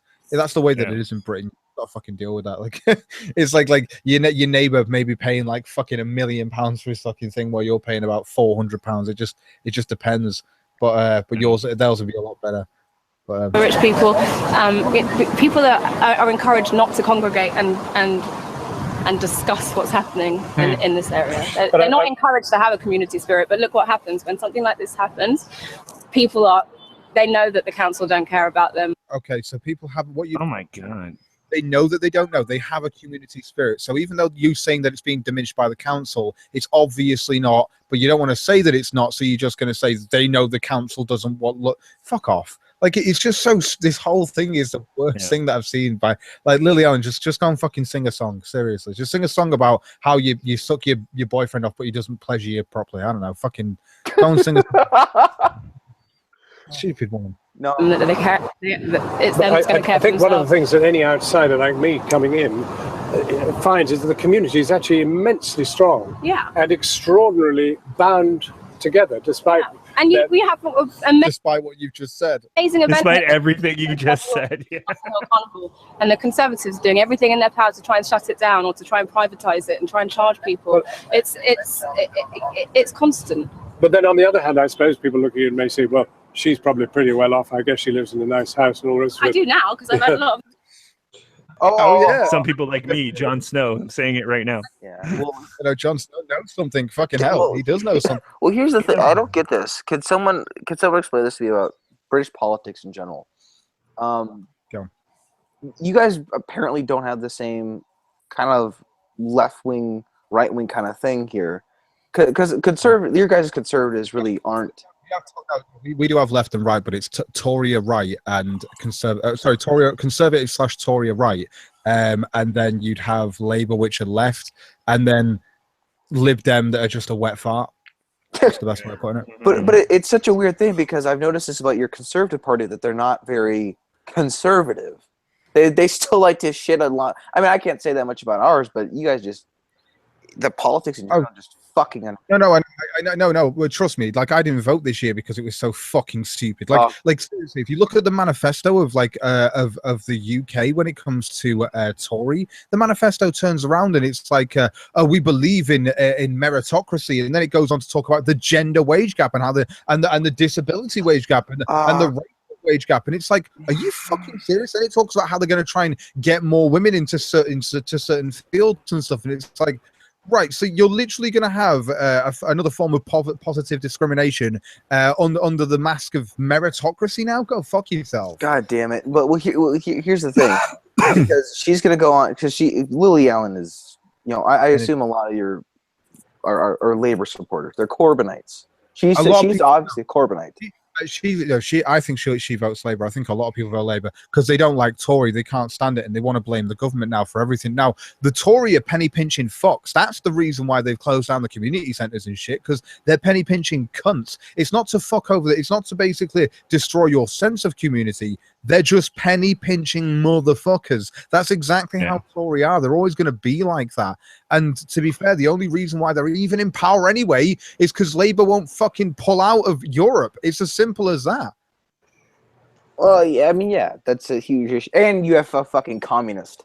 It has leading your party. Yeah, Corbyn, fucking Christ. Yeah, it's like you have to choose with.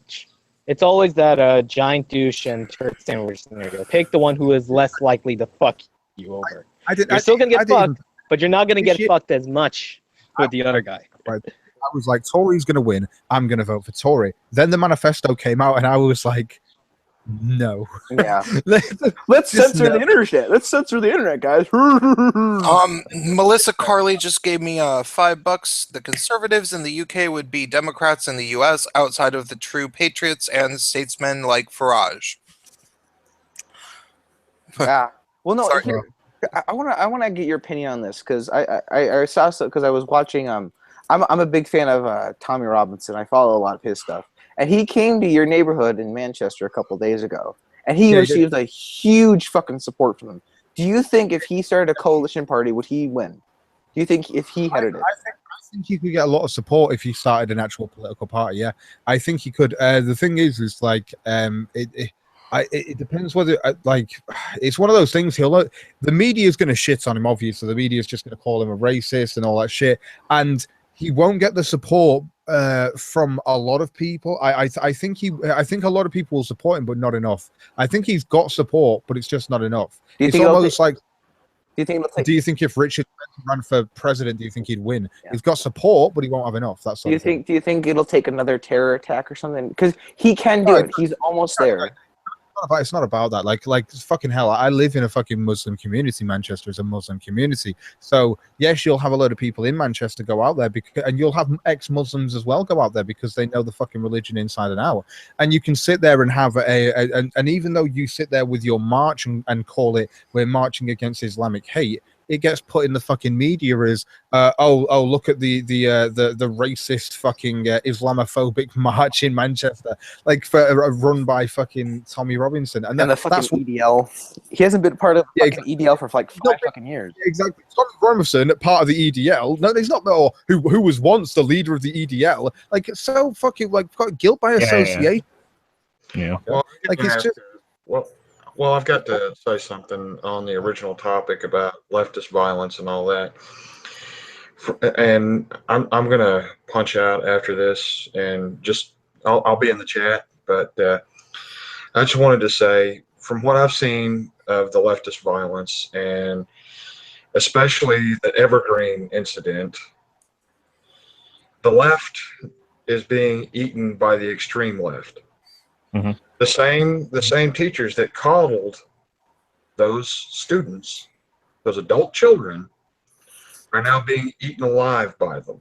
Yep. And they're going to try to come for guys like me. All right. Now, I hope this doesn't happen. And yes, this is a cigarette, not a joint. I wish it was legal, but this is a cigarette. But anyway. Mm-hmm. The thing that I'm seeing is it's coming to a head, and it's not going to be fucking pretty. I hope to hell I'm wrong, because when this shit goes down, okay, if anybody wants to see a preview or something that's happened before that will happen again, if this shit continues, look at Sherman's march through Georgia. If anyone's familiar with the Civil War, and see what he had to say about it. He did the things that he did because he wanted it to bite. He wanted it to sting. And he was trying to warn people beforehand, this is not a war you want. Yeah. And he was proven correct. I don't know how much I expect them to actually take it that far. I think they're going to try. I just don't think they're going to have the overall support that they think they're going to have. All it takes is just a few of those idiots, because we've seen in Berkeley and places like that, just a few morons in amongst a bunch of like-minded folks that are all revved up against one thing, against one person or one group that they think is the ultimate evil. And they've never been told no their entire damn life. It's going to be fucking ugly. I don't want any part of it, but I'll do what I have to do. Well, I mean, if the chips are down and if there is going to be like a full-on civil war, I would do whatever the hell I can to get the fuck out. But if I have to fight, I'll fight for my life and for the life of for those who are close to me. Because I sure as hell do not want to get caught into crossfire. Well, I mean, it's so crazy that we were even talking about this. I mean, people always said, eventually we're getting another civil war. We probably are going to eventually get another civil war. But the fact that we're talking about it now in the context that we are is kind of surreal to me. Yeah. And the fact that the fact that we're actually, the fact that people are now starting to be afraid of, what was that stupid CNN headline? It was, or Vice headline. It was the left is, people are now worried about extremism experts are starting to be worried about extremism from the left or something. Yeah, so I mean they're now keen on it after how many fucking riots over the past couple of years? Well, I mean, I'm sure they've been it should be titled "Extremism Experts Are Now Finally Being Interviewed by Vice." Yeah. Yeah, that's a good way to put it. I'm sure they've been on this for a little while ago, and I see these trends, and I know how this works out. The problem is that I just can't see it reaching the heights that some people are saying because of who it is that is doing it. I see a lot more killings. I see incidences happening, but a full-on civil war, I just don't see it. I just don't see it. Not yet. I mean, maybe the future will. The quote-unquote redneck revolt, the John Brown Society. Yeah, I believe that's what it's called. They've actually, let's see, 2015, they had flyers going around. They were wanting to start training in guerrilla warfare in urban environments. Right. And basically wreaking havoc and, if possible, taking any spot that they could to train for that. Now, a lot of people might think, oh, well, it's just lefties. No, never underestimate an enemy. Yeah. It's the worst thing you could ever do. Well, I think moving at this outside of the U.S. I mean, just take the U.K. for example. Did you guys see the quote unquote community storming the Grenfell Center and basically just chucking out? I think they were MP assistants or something. There was something going on where oh fuck, I'll look it up because it's fucking insane. But they just stormed this place and just start chucking fuckers out. It was so weird.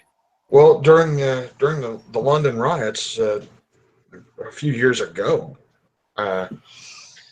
people that had nothing to do with the young person in mind being shot, they were burned out of their fucking homes. There was video of a woman having to jump out of a 2-story building to keep from burning to death. And people basically being forced to strip by the rioters. That's what I saw. Now, and that was from London back a couple years ago. But anyways, I just want to stress, don't underestimate the enemy. Because even Antifa said liberals get the bullet too. Yeah. And with that, I would just like to say thank you to Prince of Queens for having me on. I would also like to plug the channel that I usually do live streams on every Sunday, 4:30 p.m. Pacific, 7:30 p.m. Eastern Standard Time, just about every Sunday on Hello America's YouTube channel. Everybody's welcome. If you have a different view, just pop on. Yeah. I'd like to say thank you again, Prince of Queens, and I'll be in the chat. Good to have you. Yeah, well, Tasman, I agree with you. I do think London is kind of fucked in a lot of regards. Yeah, I think Europe. I think with Western Europe, it's gonna get ugly regardless of what we do. That mayor of London, like, what about that guy? Oh Sadiq yeah, Khan. Khan. Oh, he's basically Sharia-loving, inept corporatist. That's pretty much what he is. Well, he guides his shit under the fact that I'm a feminist. That's the reason I censored these scantily clad women ads. It's not like I'm part of a religion that and that's here's another thing. He wasn't. No. Right, Cascade. The reason why they think that feminism and Islam go synonymous with one another is because of toxic masculinity as well. So a woman actually being covered up isn't a negative thing. This is the whole point. So it's not so masculinity. You want to commit that rape culture, I came up with a little bit of a conspiracy theory which I will admit that even for me, it's like, okay, I don't really necessarily believe this because I've seen, we would have to get some evidence, but we know that Islam is definitely in cahoots with feminism. Like we have the Linda Sarsours and everything. I wonder how long that this has been going on for. Like, what if Islamic governments, like what if fucking Saudi Arabia and places like that have because we know that Saudi Arabia pays money to influence American politics. Like they came up with the term Islamophobia and they paid for it to be, propagated. There's a film that I haven't seen, but it's called Saudi Dollars, and it's about all the different things. And one of the things I wonder is, have they been giving money to feminist organizations to emasculate the West and to cuck the fucking 100% yes. Yes, Yeah. That's pretty much the case. They want to have new flocks of sheep. They want to vie for money and power. The religion is just one aspect when it comes to the House of Saud. In reality, most of the members of the House of Saud and Saudi princes like to drive around sports cars, drink champagne, and hire hookers, while they pretty much keep majority of the sheep under ignorant bliss, and they get the spoils of the benefit from promoting their views. Well, I mean, when it comes to the whole, when it comes to Islam, it's a weird place to be at because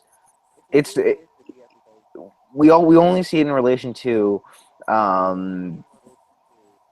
anyone that's not Muslim, but we don't see it. Let me put it like a huge problem before it was because everyone here knows the Rotherham case, right? Or at least are familiar with it. That's the sex rape ring that went on for many years. Right? Yeah. Well, I mean, before it was so massive, they started testing the waters with the Sikh community in England. That before it was the Brits, it was the Sikhs. They were the kind of the testing water, and now you're starting to see the Sikhs speak out a little bit more, and they're being called fucking racist. And I don't know if anyone knows anything about the Sikh community, but they're not the strapping Aryans. You know, they're mostly from India and Pakistan, and they've been dealing with this shit for fucking years. And I don't know. It's just okay. I think I'm going to call this stream pretty soon. Essentially, I stop sharing now. All right. Okay. Essentially, with the Abrahamic paths, it's supposed to give you this idea of guilt and shame, and the only way to basically free yourself from it is to swear complete obedience to an authority, i.e., a god. With the Abrahamic paths, and I mean Judaism, Christianity, and Islam, the mainstream ones, and because since they all have the most money and power, they're the ones that pretty much influence this doctrine of control and subversion. It really boils down to, this is what I have to do as I say, otherwise you're a sinner, or you're an infidel, or you're a blasphemer, and you deserve this punishment. It's the same mindset when it comes to social justice warriors and feminists.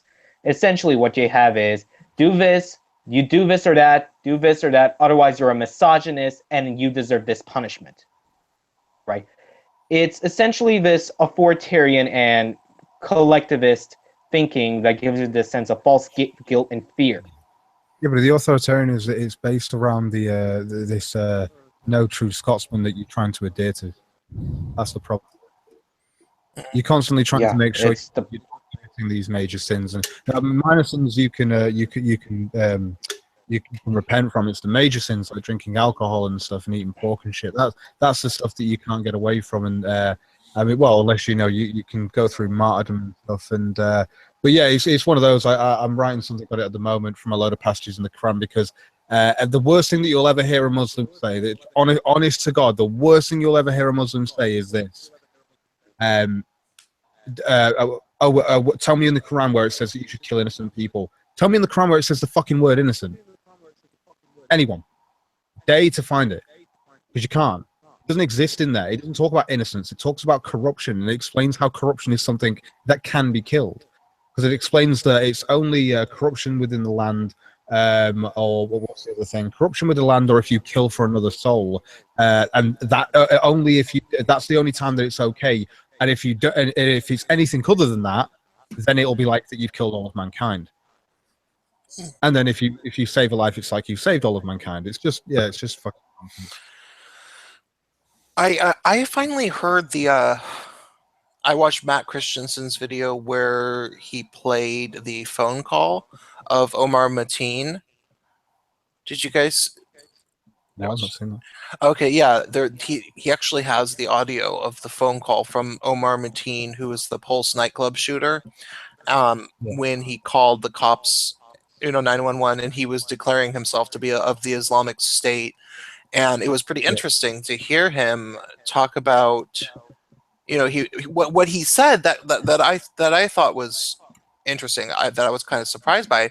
He was like, stop bombing Syria and Iraq. Russia and the US are working together to bomb the Mideast. I'm of the Islamic State and I'm fighting back or whatever. But I didn't know that they were saying that Russia and the US work together. I didn't know that that was like something that they said. It's essentially basically, it's basically globalistic 4D chess. It's really all about control of economies, control of the markets, and especially control of militaries. When your airspace is being controlled by Russia and fucking America, then yeah, they're not actually wrong. I mean, they are. I mean, from their point of view, they're colluding and working together because it's not like that's the reason why when Hillary Clinton turns around and goes, "Oh, we're going to control the whole of the airspace," they're like, "Well, no, that'll cause a war with Russia because it's something that they're kind of sharing amongst themselves, and because that's the way it is from their point of view." Yeah, in all honesty, I would rather just let the Russians have the Middle East rather than us staying there and wasting our, economy, funneling our money into the troops. Just let the Russians and Chinese have it. I don't really care. Yeah. This is the most depressing conversation I've ever heard in my fucking life.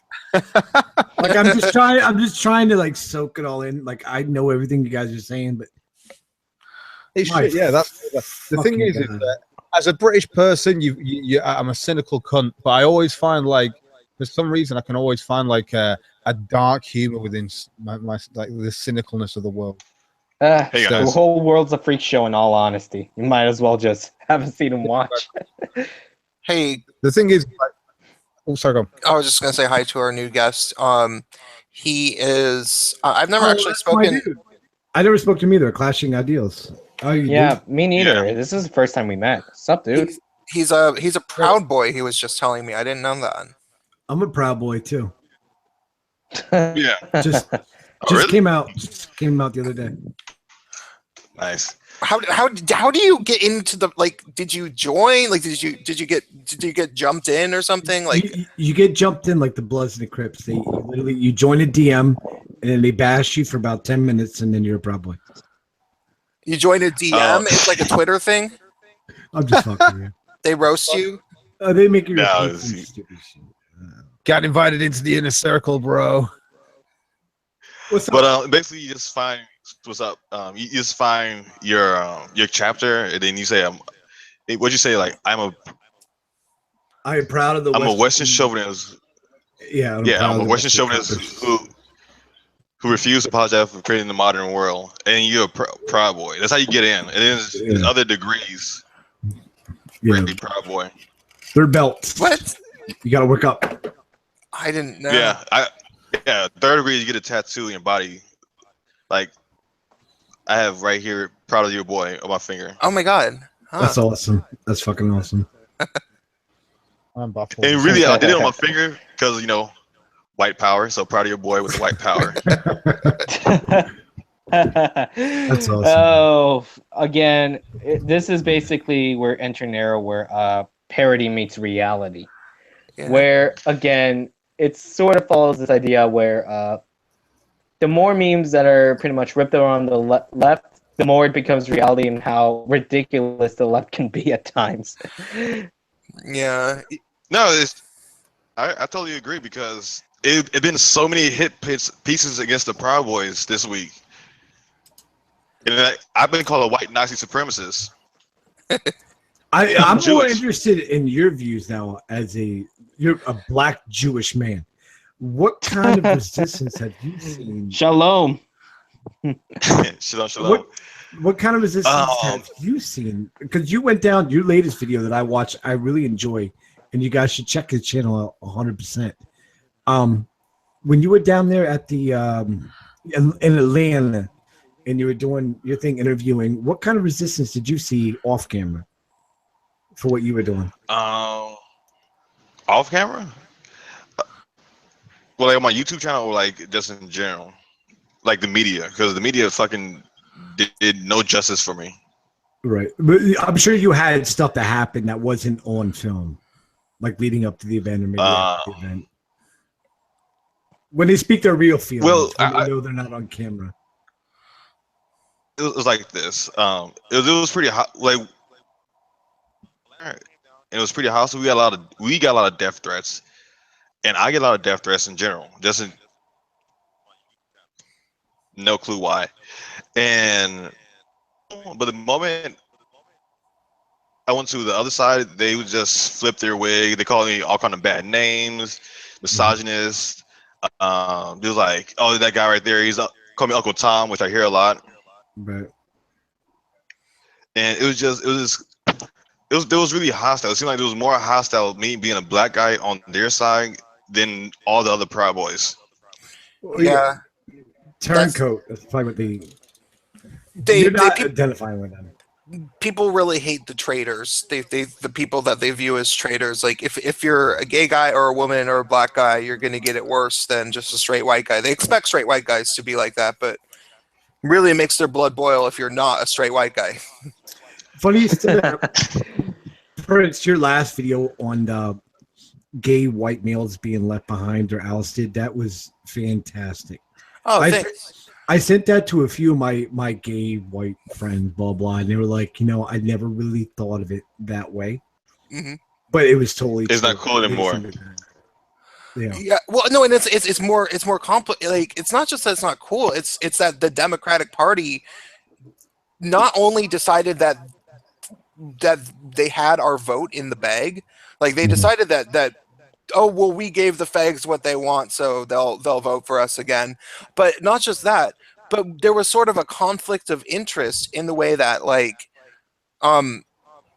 we don't fit. They were trying to make feminism their big thing, and gay men just don't fit into feminism. There's nothing less feminist than a man that loves other men. So, like, so they had to try to basically guilt us into their vote. They had to try to get us into being subservient instead of, because they had nothing to offer us. So yeah, it was weird. It became this whole thing of like feminism became this like, oh shit, we're not quite enough to be a minority. Let's support all the minorities and virtue signal the fuck out of feminism as if it's this all-inclusive thing that supports the rights of everything now and equality for everything, not just women's rights. No, basically, feminism deals specifically only with women's rights. But if you want actual equal rights for everyone, you go egalitarian. Yeah, well, yeah, but they pretend to with the intersectionality thing. It's just a big trick. I don't like the way we're using the word egalitarian these days. It's not exactly how that works. If you're for equality of outcome, technically you're an egalitarian. It's just what kind of an egalitarian are you? Basically in civic matters, I'm egalitarian on that. No. What I'm saying is they're all egalitarian because their proposed goal is equality. It's just an umbrella term. It's not a good enough word, and I kind of hate the way people use it because what we're talking about when we say it is equality of opportunity, right, and meritocracy. Yeah. But that's not what it means. It's equality of opportunity is an egalitarian principle, but then equality of outcome is as well. So a lot of them will catch you on that if you actually talk to like a Christy Winters crew or someone like that. A lot of them, they'll get you. That'll be a gotcha for them. They'll be like, you don't know what that term really means because blah blah blah blah blah. So I don't know. We've been saying it so long, it's gotten to a point where I'm actually just doing these little rants about it. I think that the term egalitarian is more or less useless. It's like don't we all think that we want to be that anyway? Like that's the point. Just say we do. How about so what you have to come back. How about I just declare myself? How about a sane, healthy, rational person that doesn't really give a shit about moral issues? I do like humanist, but I don't fall. I don't know, because humanist is something that a lot of them like to adopt as well. So it's like whatever. Here's what I believe. I always think of that. I'll hear this line. I believe leave me the hell alone. That's my belief. Leave me alone. Yeah, leave me the fuck alone. Yeah. Goes back all the way to caveman days. Shut up! Stop making so much noise. Leave me alone. Turn your radio down. Wait, Clashing. With a caveman basically says, "Ugh, leave me alone, or I hit you with club." Ugh. What's up? Okay, I had a question for Clashing. So I got in an argument on a black straight guy who's friends with me. Well, I'm not friends with him anymore. He had, I think he's dating a white girl, and she's a feminist. That's my theory, just based on his posts on Facebook. So because he was starting to like do these virtue signaling kind of posts, like he was like, oh, if you won't admit that you have white privilege and you're white, unfriend me now. And that wasn't so bad. But then he said, if you're a male and you won't admit that you have male privilege, unfriend me now. And I was like, no, I'm not gonna. No, you're a black male. You are not gonna be talking about fucking male privilege without. I'm not gonna let that slide. So I started posting. I'm like, you as a black male, especially. Okay, first of all, male privilege doesn't exist, but especially for a black sure male. It does. Sure it does. Everybody's privileged. No, shut the fuck up. No. Let me finish. There are circumstantial advantages to being male and circumstantial advantages to being female. Privileges, yes, no singular privilege as an actual entity. However, if you go by the numbers, black men in the United States are suffering pretty much more than any other demographic besides maybe Native American. So I started giving him numbers and stuff, and then what happened was I got mobbed by like 5 white women on his timeline, just calling me of course all sorts of names, being like, oh, this is one of those misogynistic gay guys. He must be a Milo Yiannopoulos fan. Oh, I bet he thinks vaginas are disgusting. and they were trying to get my friend to unfriend me and all this stuff. And eventually he did. Vaginas are disgusting. Because I wasn't gonna let him. I was telling him, I was like, look at these white girls think that they have you wrapped around their finger. They think that you're gonna do whatever the fuck they tell you. And I think that that's shitty. But then I realized, and I thought about it, and I was like, wait, I bet a lot of black guys are kind of aware that they have white women in their life. Like maybe they know a whole bunch of white women, and they kind especially the ugly ones. I bet he was ugly. The black guy, you mean, or the women? The black guy. He wasn't good looking. Usually. Fucking I knew it. No, because average white liberals, specifically white women who are liberals, usually hates me, especially on Facebook. I get banned off Twitter a lot, and I get in trouble a lot on Facebook because I don't shut up. I had my friend James, who used to be a conservative. Like I call myself, I'm a libertarian. I believe leave me the hell alone, leave you the hell alone, and if the government is in your way, get the government out of the way. That's my belief. Amen, brother. I'm in the same boat as you. I agree with you there. So I don't even identify as that, but I'm closer to that. Basically, I spoke to one of my patrons about that, and basically says that libertarianism doesn't really last long, since majority of people like to be under someone else's control, likes to live comfortably. And the ones who actually enjoy libertarianism are the more intellectual side of things, because rest of the world are too dumb to actually appreciate freedom. Well, I don't. Yes, freedom is scary, because freedom means you're gonna fail and there's no one there to help you. Responsibility is scary. Yeah, that's pretty much it. It's scary. And nobody wants to be responsible for their actions. Most of people just want everything handed down to them. It's very systems we've been conditioned for. And I acknowledge the fact that if I want to be free, I have to be responsible for my own actions. Yeah. No excuses. Yeah, but okay, I want to finish this question because I didn't actually ask the. What it looked like to me, I made it pretty clear to my friend that he doesn't have the better end of the deal as a black male to black women necessarily. Like if you look at unemployment, false incarceration, violent crime victims, every number that I could name, and it seemed like he got it. Like it seemed like he believed, like he didn't argue with me entirely. It seemed like he understood it, but it seemed ultimately in the end like he felt like it was worth it to him to capitulate to the fucking white women in his life because it was just worth it. Like he even though he knew he was sacrificing his own dignity and integrity, he chose to unfriend me and to go along with the feminist narrative because he would prefer having a bunch of white women in his life. Do you feel like a number of black guys do that kind of thing? Yeah, mostly. I think the bad biggest move. problem with black, yeah, with black, the problem with black males right now, I blame two things, and that's bit of the left and bit of feminist, and a combination of both. Because right now we have like all these women like I'm single, I'm on my own, and they leave the black male, they ditch black male. Like me, I I'm a pretty smart dude. I'm top of my class. You know, almost scored a perfect score on my ACT, ACTs.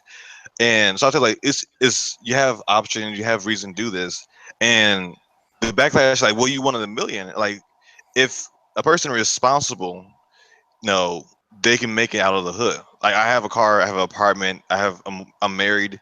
No, you can do all this stuff. So the issue was seem like well, white liberals is like, oh, we have the black vote and we have the black male votes, and it's kind of like I say like you gotta treat us like pets a little bit. Mm-hmm.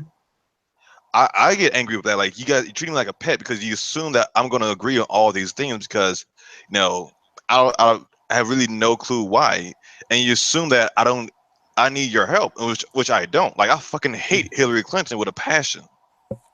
Well, that's the like racism, with a deep passion. That's the racism of low expectations, where they feel like I said that you cannot take care of yourself. Therefore, we're your saviors, and you need to do what we tell you to do because you do not know any better.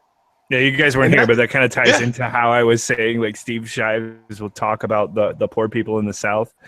It is the low expectations is pretty clear. They see us as yeah, I know, but they see us as the lowly, and I just mean us in general, just people, low income people with below the poverty You're line. not, you're not educated. You didn't go to fucking whatever Ivy League school and did all this fucking shit. So you need to listen. Yeah, no, yeah, I'm stupid and I'm needy and I'm desperate and I'm just in a bad situation. Everything is bad. So therefore, I need to look up to the benevolent college liberals for help. You know, they're burning down their own campuses, but I mean, they know what's right. They know what's up. See, can we just start rounding these people up? You say that every time. I swear to God. Listen, we just need to start rounding these cultural Marxism and just get them off the planet. Just eliminate them. I don't know. I feel like that's kind of. I feel like that's kind of actually fascist. It is very fascist. The world would be better. The world would be actually much more effective for the cultural Marxists to fight amongst themselves and kill each other off. That way, it saves us the trouble. The left is eating their own right now. Yeah, the starving piranha syndrome is in full effect. He brings up a good point, and the Evergreen incident with the professor that had that stand. At first, I was very, very sympathetic. I'm like, all right, here's this professor. He's obviously very liberal. He's getting attacked by all these students who took the ideology they've been teaching for years. These students ran with it, and now these professors are getting attacked by it. And I stopped and thought about it. I'm like, you know what? Fuck him. They're the ones that fostered this narrative. They should to be honest, why are we on these campuses? Actually, look at the Evergreen situation, and you actually did any of you actually read the emails that was the springboard? Sure. He was still wrong. I think that's what I thought was kind of funny about it. His argument was the problem is I'd have to go back, but when I read it, I was like, now that I see this, I don't understand how he interpreted this silly bad idea that was a bad idea to begin with. This day of absence, day of presence thing is very stupid idea in its conception. Well-meaning, but obviously, it wasn't well-meaning. No, it wasn't well-meaning. That's the thing. This was the culmination. What, when it started 15 years ago? No. The when they were trying to get all the white people to leave. No, I meant to see the concept of this initially starting was well-meaning, but he did interpret it, I think, wrong because it wasn't a mandatory thing. It wasn't. No. But he didn't. No. Okay, he clarifies that part. A lot of. Oh, did he find? No, because I was looking for him. He clarified it on Joe Rogan and on I think on the Rubin Report when he was interviewed. He the thing is, this was the culmination of a year or so of this one teacher, professor named Naima Lowe, who is another staff member who is an actual black supremacist. Like she's one of these. I think that she teaches her students, you know, that white people came from caves and black people had, you know, civilizations before. Because you can see that in some of the footage. Like, there's like one of the students is telling the president, he's like, when you're in the room with us, you need to respect us because we've been here before. We're your ancestors. We had civilizations when you were living in your caves. Like, and I think that that's actually coming from a specific professor, and he and that specific professor have been clashing mostly in you know, staff meetings and stuff, and she's been trying to implement these very, very racist things, like trying to get the administrators to capitulate to these very racist kind of ideals, and you can tell that this has been going on for a while by the way that the president is acting, like, you know, he's basically licking their boots and then saying thank you. So when he finally wrote the letter, it wasn't simply just that he felt like it was a forceful thing, because he admitted that it wasn't officially a forced thing, but there was a very, very heavy implication that if you the tone, well, no, and they had said that if you are going to be an ally in undoing racism, you will leave. And I hate people like that. I truly do hate people like that. It's just because I'm in the black community, and I came from the black conscious community, and I'm coming from a point where I was studying my history. I was going to Africa. I was looking up black history through America. I was looking up the Hebrewism, Arabic. I was doing all that stuff. So when I thought being black and conscious, it was about black history and where you came from. I know where my ancestors are from. And my name is very African. It's Yosef Ozia, and it pissed me off. Like, I have this African ass last name with this shit going on right now. And I'm actually gonna make a video about like what to be black and conscious or black supremacist, where you basically just stop, like, don't comb your hair and be musky as fuck and wear no bra and go in the fucking forest, take your Instagram pictures. Because that's what it means. That's what it means right now. Like, be a basic vegan, not even a basic bitch, a basic vegan. And this is what, like, oh my God, with kings and queens. And I've been to Africa. I'm not like, I love the food, but there's no way in hell you can convince me to live in Africa. No way. Burgers? Not with it. Yeah, because much of it is pretty much being overrun by guerrilla groups and the drug trade as well. Not to mention the Islamic violence of Boko Haram. Not even that shit, all the other crazy stuff in Africa. You know that if you have long hair, they'll cut it off. So I was in South Africa, and I'm about 6'2", so I'm way taller than all the other South African. They're like 5'5". And somebody's like, "You have some nice hair. Are you gonna set it?" I'm like, "Oh hell no!" I put a hat on immediately. Like, I'm like, "No, it's not gonna happen." Who is that black pastor that came out and got a whole bunch of flack because he railed against African culture and the apartheid that went on in South Africa? He went on his big tirade. It was sort of anti-black, but he was a black pastor. He went on to say that black Africans never built culture, they never built a civilization.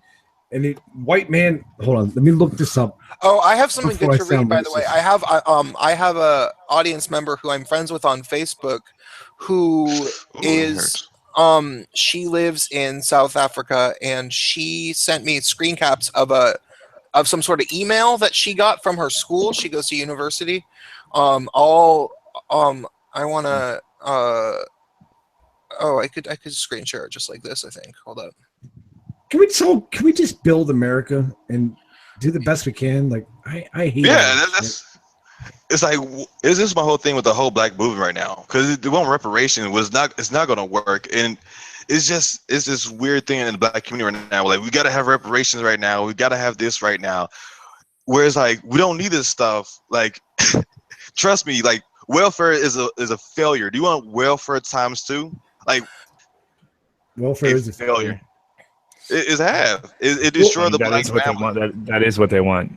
I live in the Appalachian Mountains, and I'm sure you heard of West Virginia and all that shit. And I can tell you, I know a lot of white families now that are just so dependent, because once you give people easy access to a life, once you subsidize what they have to do, they no longer have to work anymore, which is what's been going on in the black community with the mother and the father being broken up with the cultural Marxism, with feminism. I see that in a lot of fucking white communities around here. Hold up, Did Press of Queen, did it say Faggot Central? Oh, that was it's just a DM group that some of my friends are in. What is it? What is it? It's a Twitter DM group that some of my friends started. There's like 3 or 4 of us that we stream with each other. So What's it called? Faggot Central. That is awesome. So That's amazing. So wait. So this is what came from the Black student group at some university. Dear students, on the 29th of May 2017, the Progressive Black SRC of the University of Cape Town I can't read this that well. Constituency. Could you read it? Because my screen is really small and I can barely read it. Yeah, I can read it for you. Okay. We were constituted at a time where, hold on, this is very small for me too. We were constituted at a time where there was a national outcry against the source of attacks on women, the queer community, and children. Domestic violence has escalated to a point of no return. We, the Black Power Progressive SRC, immediately condemn these raising rates of violence against women, trans folks, children in South Africa, and other campuses. As a progressive SRC, we understand that ideology, this behavior is fueled by the patriarchal, relations of power inherent in our society and aim to do our bit in dismantling them. And we reiterate that men are trash. It's all just men. Yeah. While our It's always assumptions, exactly. While our assumptions of office has hasty, While our assumptions of office was hasty, I can assure you that we have been able to hit the ground running on immediate needs of students. The political climate in South Africa also warrants that we observe our new chair of council, who forms part of a regressive organization by the name of the Save SA. We want to warn that he doesn't use his position to advance liberal or counter-revolutionary positions which are anti-Black in their character or form. We condemn the organization for it seeks to maintain capitalism and white monopoly rule. Hold on 1 second. Let me just interrupt. Melissa, you keep DMing me, and I'm gonna read whatever you're fucking tweeting at me and DMing me in a second when we're done reading this. Okay, keep going. This is really small, so I'm trying to guided by the there's one more paragraph. Guided by the principles of the Black consciousness. Hold on, there's actually 2 other pages. Oh my god, dude. Really? You're putting me on the spot right now. I feel like I'm in a reading class. Okay, I can read it. Guided, I can kind of see it. Guided by the principles of the Black consciousness, Pan-Africanism, and Black radical feminism, our vision, mission, and goals for our term as the SRC is informed by the groundwork of the broader fees must fall end outsourcing movement. And throughout our term of office, we will fight for the cause of free, decolonized higher education. While our assumption of office was hasty, I can assure you that we have been able to hit the ground running on the immediate needs of students. The political climate in South Africa also warrants that we observe our new chair of council, who forms part of the regressive organization by the name of Save SA, South Africa. We want to warn that he doesn't use his position to advance liberal and counter-revolutionary positions which are anti-Black in their character and form. We condemn the organization for it seeks to maintain capitalism and white monopoly rule. Guided by the principles of Black consciousness, Pan-Africanism, and Black radical feminism are... Oh, wait, did I go back really far? Yeah, because I read all that. Oh, God. Okay.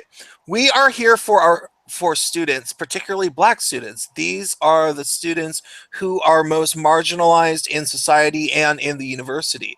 This is informed by our revolutionary consciousness and the revolutionary composition of the SRC. We owe it to those who led outside of these positions to advance the Black cause and emancipate them from the shackles of a colonized education system that seeks to eliminate them at every chance.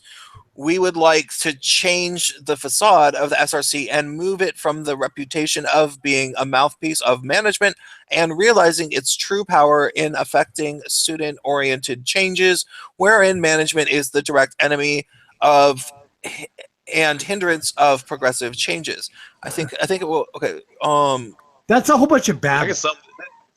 Yeah, It's like they actually want the Africans in that area to remain poor and miserable and dependent upon, upon their finances and socialist ideas. They want them to keep them poor and miserable rather than to, start growing their own economy, start growing their own business, developing themselves more. They want to keep them in that perpetual state of poverty. Yeah. I guess taking it a step. I gotta take it a step further. It's specifically. It's not black males. It's specifically black women or trans. If you're a black male, fuck you, basically.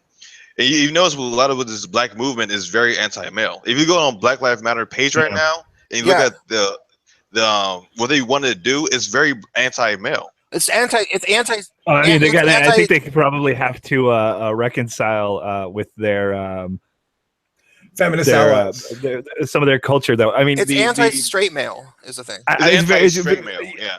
You listen to rap and all of that. You hear how it is like the most misogynistic form of music I've ever heard in my fucking life.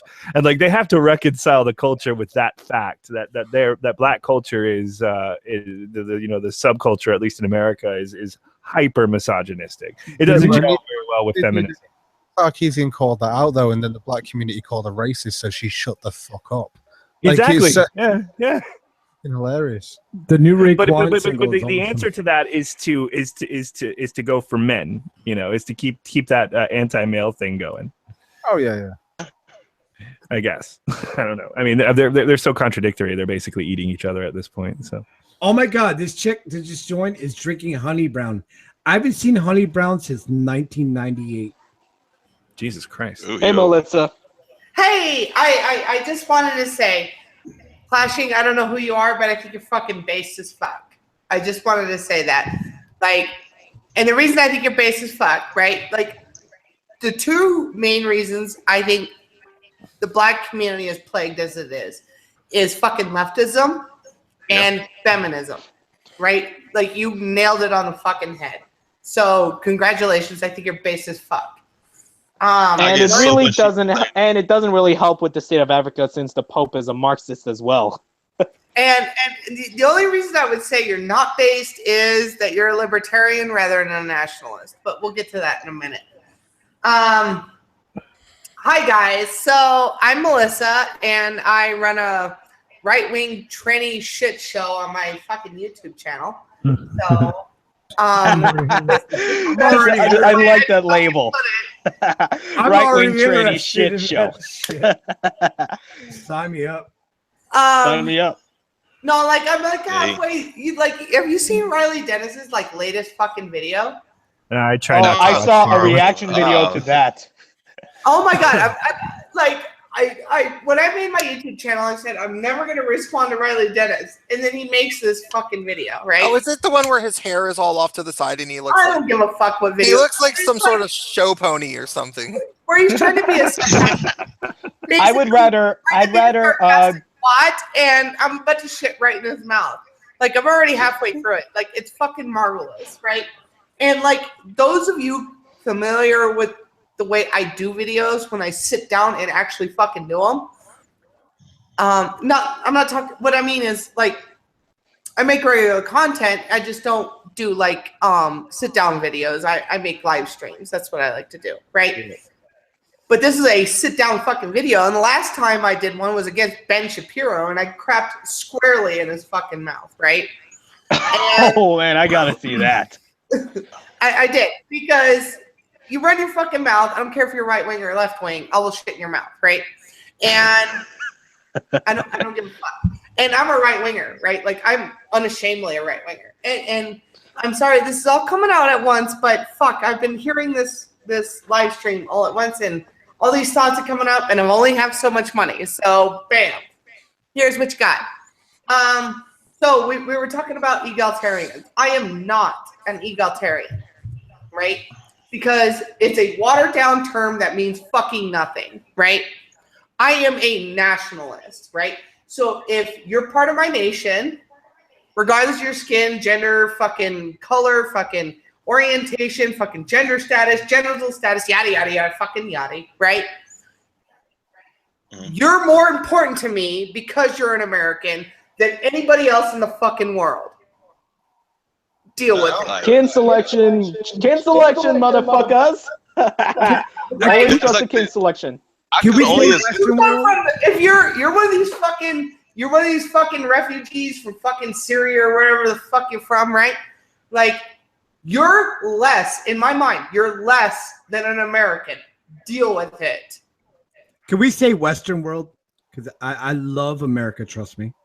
But I love the Western world and I love the Western advancements of the Western world. Well, yeah. Like, I'm not my number one, my I know what you're like, saying. America. You're against immigration. I'm not against immigration. I think you should come from any land that you can come from, as long as you can prove you can earn $30,000 a year for fucking 5 years straight. Once you do that, by all means, you're a fucking American. Bam. Enjoy your fucking constitutional rights. Yada, yada, yada, yada, yada. Right? But, like, this nonsense that the Libertarian Party, right? Like, the Libertarian fucking fucktards, right? About free trade and about fucking immigration is bullshit, right? It's bullshit. And it's right there with the I know Libertarian actually agree with you 100%. I'm not those, Libertarian Party fuckwads. I'm a Six Saxon Hammer Libertarian. I'm a Karl Warwick Libertarian. I am not a fucking Libertarian. And you're talking to somebody, right? Like, my entire life I've been right wing. I'm not trying to throw Prince under the bus, but I didn't come from a left wing point of view, right? Like, I've always been right wing. And I started off as a libertarian, and then I looked at libertarian policies on trade, and I looked at their policies on fucking immigration. I'm like, these fucking people are idiots. Now I'm a nationalist. Well, I can say I lean more right, if anything. If most of my views is more like I'm pro guns. No, I am pro borders. I believe you got to protect your borders. If we have to go to war, we have to go to war.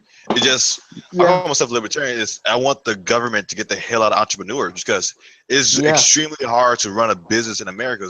Because right now we have. You're better off running a business in Romania, South America, pretty much Eastern Europe, Asia, anywhere else instead of America, because tax rates.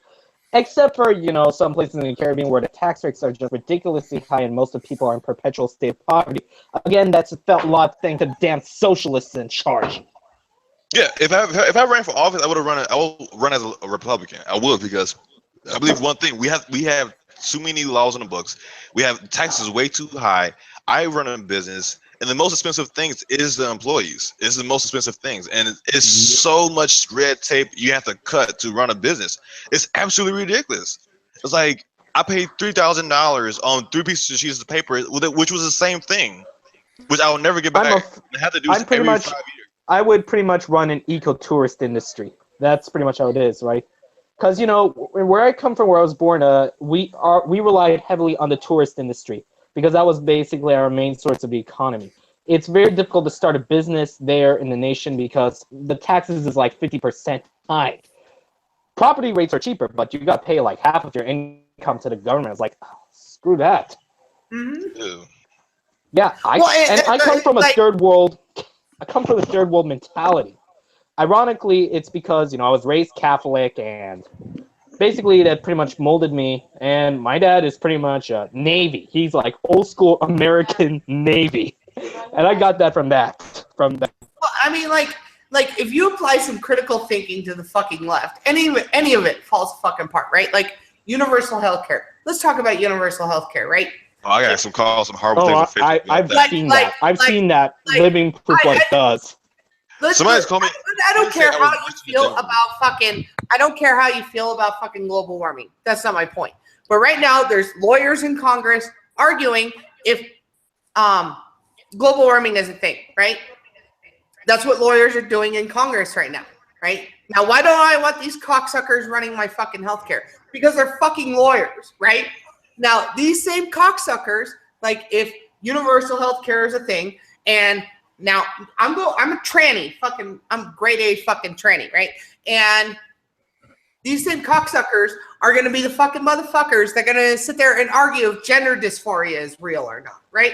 Just like they are essentially what we have are a bunch of parasites in office. And you want me? Yeah, I don't trust the government at all. And you want me to buy into the fact that you're going to have Washington politicians, Beltway politicians, arguing what care I do or do not need as a transsexual. Fuck that. I'll take my system over that bullshit any day of the week. And on top of that, like, I know so many girls are under fucking UHC systems, right? Like Canada or fucking United Kingdom, yada, yada, yada. They have to wait months to see a gender therapist, right? I could call mine today and I would have an appointment by fucking Tuesday, right? I don't have to wait for shit. I don't have to wait for fucking months. I don't have to wait for fucking years, right? But these bitches do.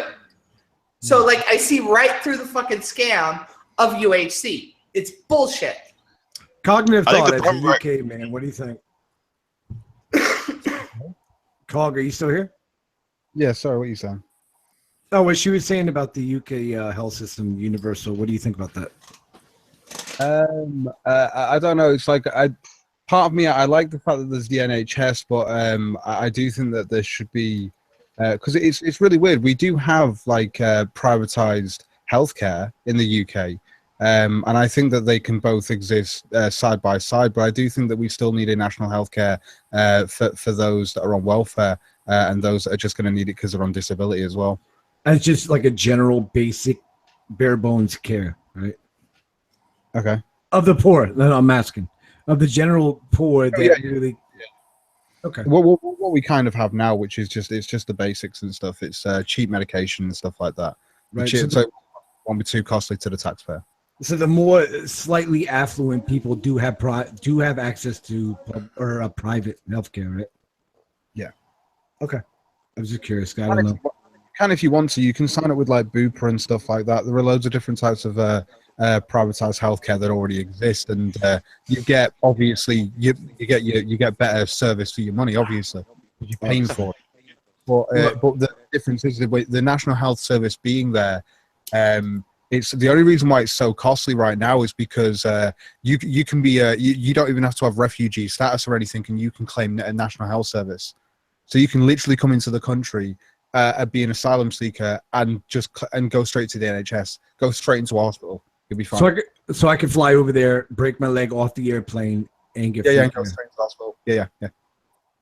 See, there is something oddly poetic about that and beautiful about that, but it's at what point of the red tape of that and the cost.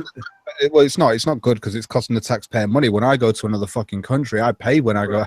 Like I went to Portugal, fucking like not even too far from the UK. It's literally just a bit of ocean in between. And go to Portugal, and I was there with some girl that I was with, and she got absolutely wasted, and then she ended up having a really bad asthma attack, so we had to rush to the hospital.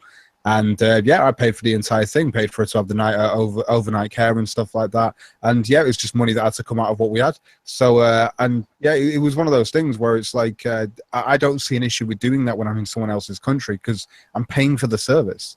It's crazy to me that. Hey, I'm gonna have to go really soon. So anybody final regards? Well, essentially, it's great being on here again, Prince of Queens. It's really fun having these conversations. And anyone in the chat wondering, yes, I have a channel too. It's called The Common Neffel. And it's basically like I originally started as a gaming video, and it's mostly about commentary. That it's kind of like a mini podcast where it's usually just a picture of my avatar talking, not really much of animation, so it is definitely audio friendly if you're on the go. So feel free to check it out if you like my content. It's usually sometimes political, and mostly political, sometimes current events, usually a wide array of topics. Depends whatever is relevant, and I often give my 2 cents on it completely without a filter.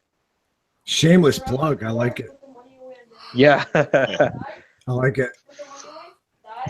Well, everybody else should plug their shit. Clashing Ideals. You're one man that I think needs plugged more than anybody.